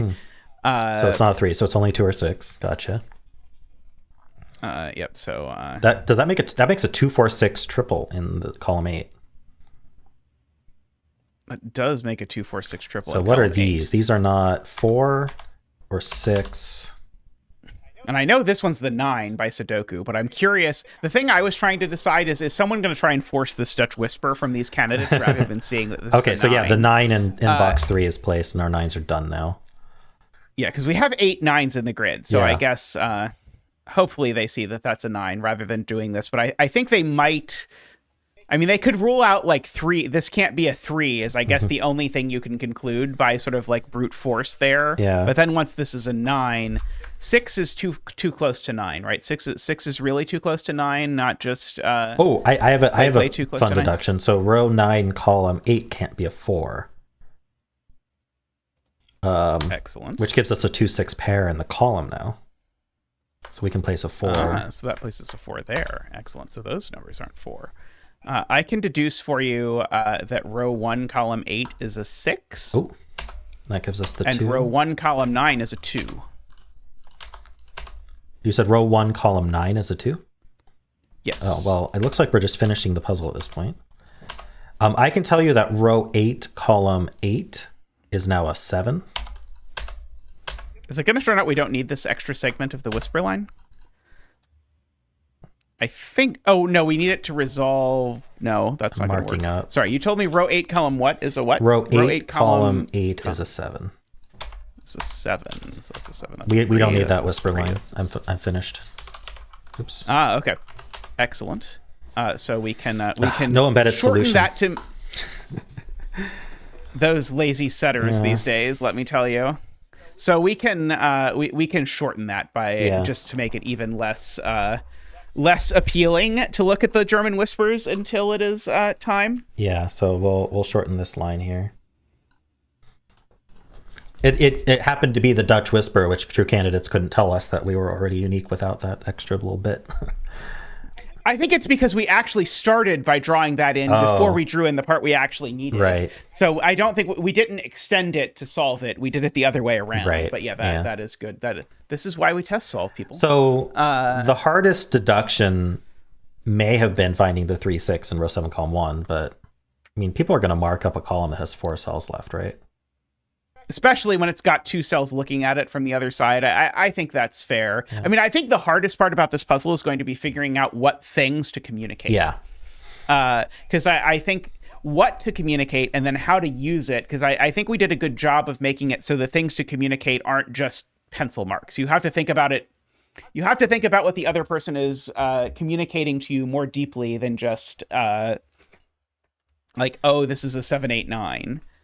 Now, I don't know if there's a way to subvert the flow, but it definitely flowed nicely where like there were so many moments, at least on my grid, where it was like, oh, you just gave me a pencil mark that's exactly on one of my clues. So maybe I should look at that clue. Right. We definitely, I think we did well at sort of saying like, hey, look at this. Yeah, look at this now. So that's why the 3, 6 pair is like the only thing that was like not a, hey, look at this cell now type thing. Yeah, exactly. Yeah. And I mean, the reason why I think people will eventually look at it is that I was sort of tempted to mark row 7, column 3, and it was going to be really interesting if it was a 1 or a 9, and the only other thing it could be was a 3. And so I think that would probably have prompted further Sudoku examination of the vicinity, which I think would get you there. But yeah, would have been maybe ideal if we. It's not like we're asking for an XYZ wing here, like. Right. Then. I mean, if all else fails, we can put an even square in row 7, column 1 in my grid. that will force people to pencil mark it. Wait, it's a 3 or a 6 though. Right, they will pencil mark it as a 6, and then what if we just put an arrow in that cell and just say arrows mean nothing? Don't worry about it. We'll put a sandwich clue next to it that's like a 9, because that's what the sandwich. Put a greater than sign between it and a random adjacent cell. Yeah. It would have to be, just say it's less than that 8 above it, which does literally nothing. Exactly. But then you go, exactly. Yeah. Well, I better pencil mark that this cell is less than the 7, 8, 9. Yeah. I think this worked out well. I think our test solve was successful. I think it's probably an hour solve, if I had to guess. Yeah, I think this was. I think this will be challenging depending on who's doing it, but I think it should be. And honestly, like there's nothing to find at the very start. There's literally nothing for either person to do other than this region sum person going, oh, well, the only possibly interesting thing in my entire grid is that we have these 6, 7, 8, 9s. Right. And they happen to be in exactly cells that you have clues in. So. Right. I think a lot of the deductions in this are difficult, but I think because of the way the clues pass back and forth, I think people will know where to look and not just start looking in random places where there's nothing to find. Yeah. Because like, I think if you were just in like a broad grid, I think that like, oh, this cell that I told you is 2 or 8 can't be 8 because of what it would do to the double arrow. I think that would be a really difficult deduction. But I think it should be more clear that it is a thing you should think about in the specific context that it appears to you. And there might even be like a time where like if we're super stuck, I might just go, do you know anything about row 7, column 5? Because I got something there. Like right, exactly. Yeah. It's literally circled on my grid. Right. I don't know. I mean, it felt pretty good. I kept trying to use other clues, and the only clue that I was never even tempted to look at was my double arrow in box 9. But like, I don't think it was going to do anything. Like it's such a non-restricted double arrow. Yeah, I mean, all of these like super short double arrows, that embarrassingly short region sum line going through boxes 2 and 6. Yeah. Like these are all like very zeta E clues that all like independently do nothing. Yes. A few shortish Dutch whispers. I mean, there's a long region sum line and a long Renbon that has a really weird shape, and then other than that, every clue is like doing almost nothing. Is there not a better way to draw that Renbon? There doesn't seem to be. It's just that little kink in it just feels like, why is that there? To have a place to put the 6. Exactly. I mean, I see that the way it worked out, it would actually be fine if this were a length 5 Renbon. I don't know if it would break the logic at all. It might break the logic if we shortened this to a length 5 Renbon from a length 6 Renbon. Is it worth looking at that? I mean, I think it breaks the idea of the 2/8 having to go there, actually. Doesn't it? The 2/8, I mean, it doesn't give the 2/8 an extra place to go, because that's the only place the 2/8 can go. It doesn't force you to have a 4 on the 5 cell line, though. That would be 4 or 6. Right. That's right. Okay, so yeah, the fact that it's an extra cell long forces you to place 4 somewhere, and there's only one place. And where you place that 4 is just like smack dab on. Like you place a 4 and a 2/8 exactly on this double arrow, and it's like, oh, maybe I should look at that. Maybe I should think about that. Yeah. It's kind of fun how it goes back and forth, and there's just always like, okay, it's your turn to spot something because I got nothing. It's like, I've got a whole lot of nothing. Yeah. But I think often it's going to turn out that the two people have communicated to each other the thing, but haven't really thought about how the two pieces of information combine until they realize, like, oh yeah, like the fact that these two cells differed by 6. Yeah. And that meant that this couldn't be the 8, or this couldn't be an 8. I think that's going to be like, oh, we're going to have to really think about what have we actually told each other that's relevant. We are kind of depending on them being willing to say to each other, hey, these have a difference of 6, or it only works as 1/7 or 2/8, which I think is I don't know how we want to like phrase the rules about communication, but we could say something along the lines of, we discourage communicating type of constraint and location of constraint, but we encourage communication of any and all pencil marks as well as relationships between pencil marks. Yeah, I think that is communicate information between each other, but don't communicate clues. Just try and reduce it to And like, I mean, I think one thing that's really nice is that we can do this without ever saying the word sum. Yeah. Because I think we made it through this without ever you communicating something about the sum of these cells is this. I did, but only because I was thinking out loud about what that meant. And I would have been able to deduce that without communicating with you. So like... Right. I didn't need, and I guess the fact that my grid doesn't have any sum clues in it sort of makes it so that I'm discouraged from asking about the sum of cells anyway. Yeah, that's a cool dynamic where yours are like weird pencil mark relationships that make no sense to me, and mine are just sums everywhere. It was a really smart idea on your part to put all the sum related stuff in one grid and all the other stuff in the other grid, because I think it really encourages the kind of communication that we're looking for. Yeah. Okay. The only thing I'm slightly even unhappy about is the fact that I have a singular X and you have a singular black dot. But I mean, they work well for what they were trying to do, but it's like an extra rule just for that. I mean, single black dot, I'm happy with it. Yeah, single X is a little unsightly, but at least it's a sum constraint. The X does beautiful things, because your idea of, can we rule 1 and 9 out of these two cells to resolve the coloring was glorious. Yeah. Now, one slight concern I have related to that is that this is the only part in the puzzle where you need to know that digits can't repeat on an Abner line, because none of the other Abner lines can even have repeats. And so I am slightly concerned that one of the things that people have to notice is that these are not the same digit.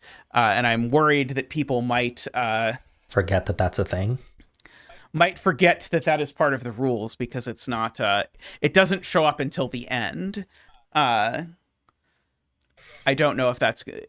I don't know if that will get someone, but I don't want that to get someone. But I don't actually know. I'm not actually sure if these were two separate Nabner lines. I guess we could look at, see if these were two separate.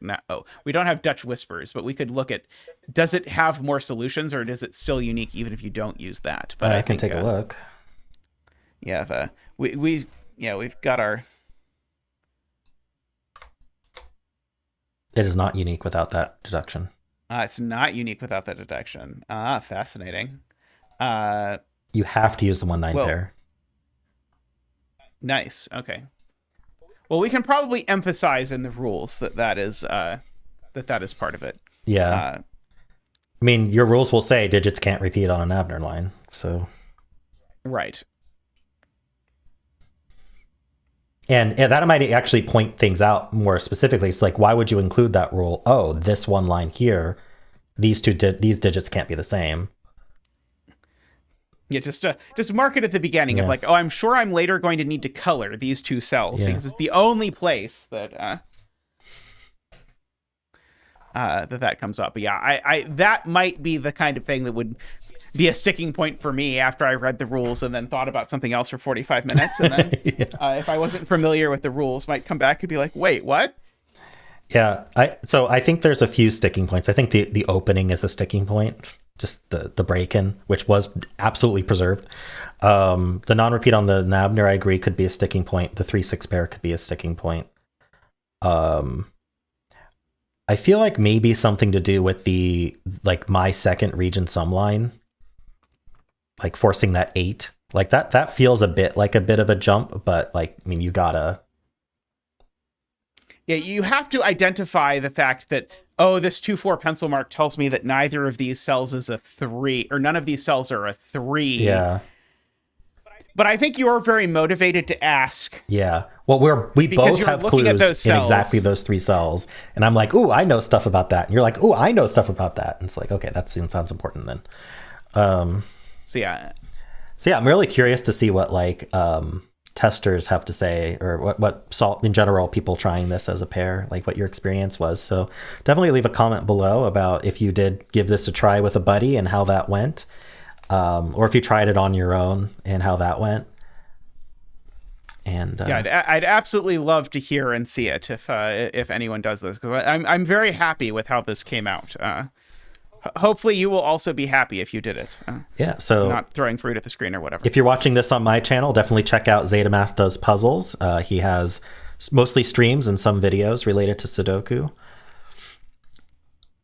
And if you're watching this on my channel, check out Rangsk, who streams sometimes Sudoku and sometimes word games, but posts an Sudoku adventure every day, which I have started contributing to. So have a look at those. They're like 5 to 10 minute puzzles that are very nice and quick, and I enjoy them. Yeah, do it with your coffee in the morning or like on a lunch break or something like that. Just a nice quick little 6x6 puzzle for you to sink your teeth into. Usually some interesting logic, but always very approachable and quick.